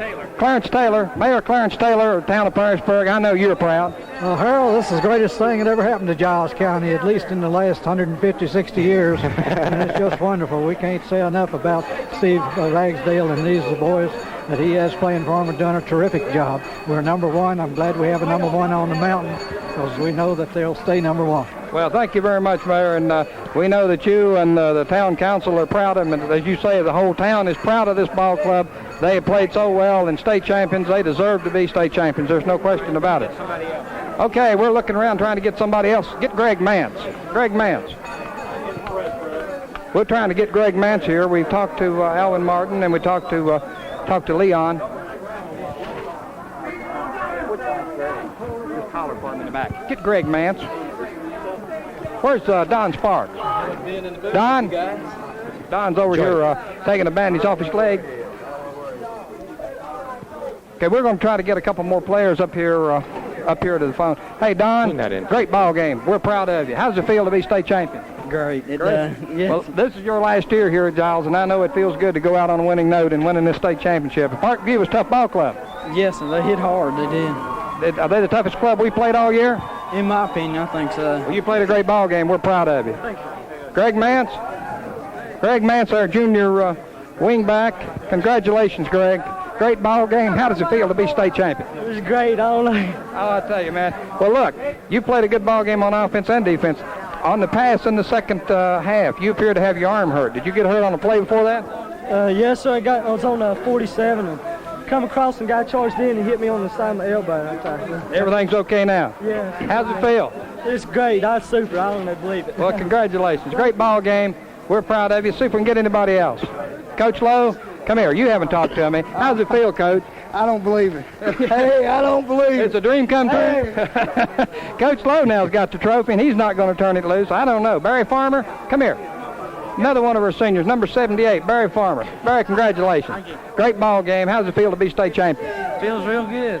Well, you played a good ball game out there today, and I know you're tired, and it's been a long season, hasn't it? This started back in August when you started practice, and I know even though it's been long, it feels good, doesn't it? Yes, sir. Thank you, Mr. Shea. Congratulations for a good ball game. Okay, Jerry Albert, come here. Jerry Albert's here, Bob. Jerry's been one of our coaches that's really been a great help to Coach Ragsdale. He coaches the JV team and works up in the press box with us. Jerry has waited for this a long time, Harold. He's another one that's been around here for a good many years. That's right. He's been around a while, and I know he's waited a long time for this, haven't you, Coach? I sure have, Harold. I've been here at Giles since the school opened, either as a student or a coach, except for the years I was away at school, and it's been a long time coming, and I tell you, it couldn't have happened to a greater bunch of kids. Oh, man. Greg King standing over here. We're going to try to get him. Coach Albert, congratulations to you on a fine season for you, too. Greg King, come here. Our big fullback, Greg King. Congratulations, Greg. Great ball game. Thanks. You played a super ball game, and all year long you've given us that second effort when we've needed it, 4th down and 1, 4th and 2. You get the call, and you did it out there today, and I know you feel good to go out here as a senior being state champions. How does it feel? It feels real good. I can't believe it, though. You played well, and I know Parkview has a good ball club. Yes, they do. They're about the toughest team we played all year. I think they have been, but you deserve to be champions, and you played a great ball game. Thank you, Greg King. About this locker room with all the boys here now, some of them have already gotten in the shower, and I know it's, as I said earlier, it's been a long season for them. They started way back in August the 6th, and I know that here it is. Today is December the 6th, and they're glad to go out on the state champions, and Paul McGuire just came in here on crutches. Paul McGuire has not been able to play these last few games because of an injured knee, and some of the players are going over and shaking hands with Paul. Paul, I know you'd love to have been out there with them today, but you were there on the sideline, and you helped us out so much early in the year when Timmy Martin was injured. How does it feel to be state champion? Oh, that feels great, I tell you. Well, they played. I was rooting for them all the way there on the sidelines. Well, I'm sure you were, and I know that you'd love to have been out there playing. You get that knee well so you can be back out here helping us next year. All right, thank you very much. Cecil Austin. Cecil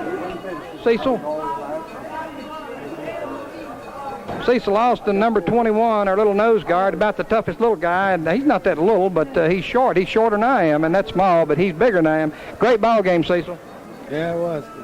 You played a good ball game. How's it feel to be state champions? Feels good. Well, you're a junior. You'll be back next year. I know. What do you look for this team next year? You think you're going to have a good ball club? Yeah, we're pretty good. Okay, good luck to you. Get in that shower.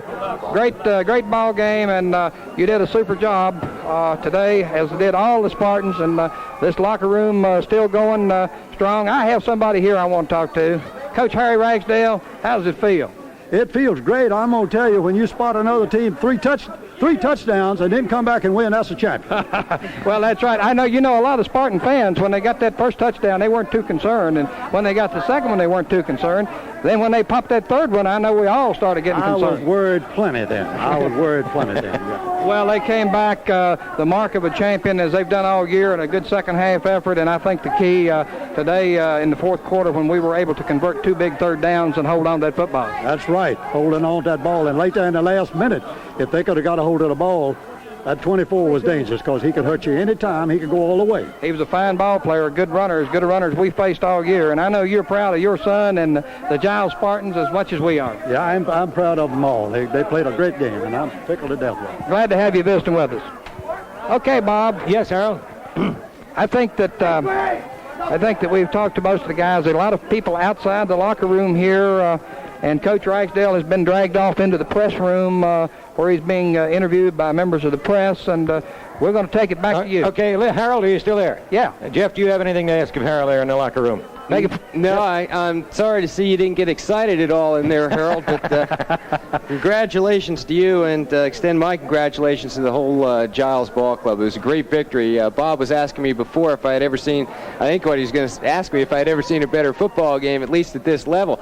And it's hard to tell when you think back. There's been a lot of great football games that I've seen, but one thing's for sure, I've never seen a team come from this far down in a game of this importance, and it was a tremendous victory, and I enjoyed working with you. Well, I enjoyed working with you, Jeff. You did a super job, and I'll extend your congratulations to the team, and I hope we can have you back next year. Okay, thanks a lot. Good idea, Harold. Let's all come back next year. Okay, that was Harold Chafin in the locker room there, L.D. Croy doing the engineering for Harold, and L.D., I hope you can turn that off now so we don't hear anything we shouldn't hear, and we'll wrap it up here from the press box. Okay. Jeff Nichols has been doing the play-by-play here. Jeff, I guess it's about time to wrap it up. The Bandana Gang have all moved out to the high school to see their favorite team, and they're just thrilled, and what a ball game this has been.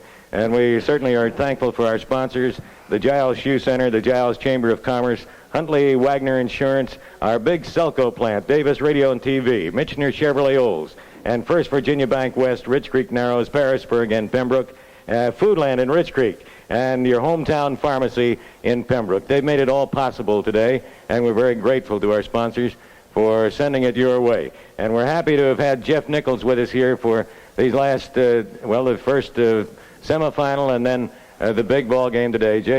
Jeff, you've done a tremendous job. We're thankful that we were able to team you and Harold Chafin to make a great broadcast team for the fans in this part of the country. I appreciate the opportunity, Bob, to do these ball games. It's been a long season. We've done a lot of ball games. I have over the years, but this was one of the best, and I appreciate the opportunity to do it. Well, I guess it's all over now. Again, we'll tell you that scoreboard is still lit out here at Spartan Stadium. It says home 33, visitors 32. That's the way it is. And the 1980 champions for AA football here in the state of Virginia are Giles Spartans. And we even have Hot Rod here with us today, who's predicted we'd win this ball game. Hot Rod, we have about enough time to say hello here, I guess, and then sign it up. But I hope you've enjoyed today's ball game. Yeah, I enjoyed it, and just like I said, I thought they'd win more, and it was a real game, and they deserve it because when you get down 18 points and come back and win it, they're a remarkable team, and I just say congratulations to them all, and they are really, truly state champs. They showed the team. Okay, thank you, Hot Rod. Hot Rod, Jeff has been our fearless forecaster all season long, and he's a leader for the Big Green Machine, and he extends his congratulations, too, to the Spartans here at Giles High School. We certainly want to thank Wayne Kay here for helping us out today, to Harold Chafin, to Jeff Nichols, and to L.D. Croy. And this is Bob Whitehead returning you now to our studios in Narrows, PEARISBURG, Virginia. WNRV, Narrows, PEARISBURG.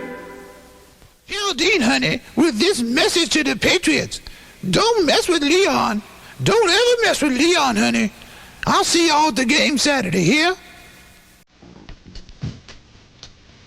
Well, quite obviously, Giles now state AA champions. This song could be dubbed now the last one, Bites the Dust. As Parkview goes down in defeat, 33-32, Giles High School state AA champions.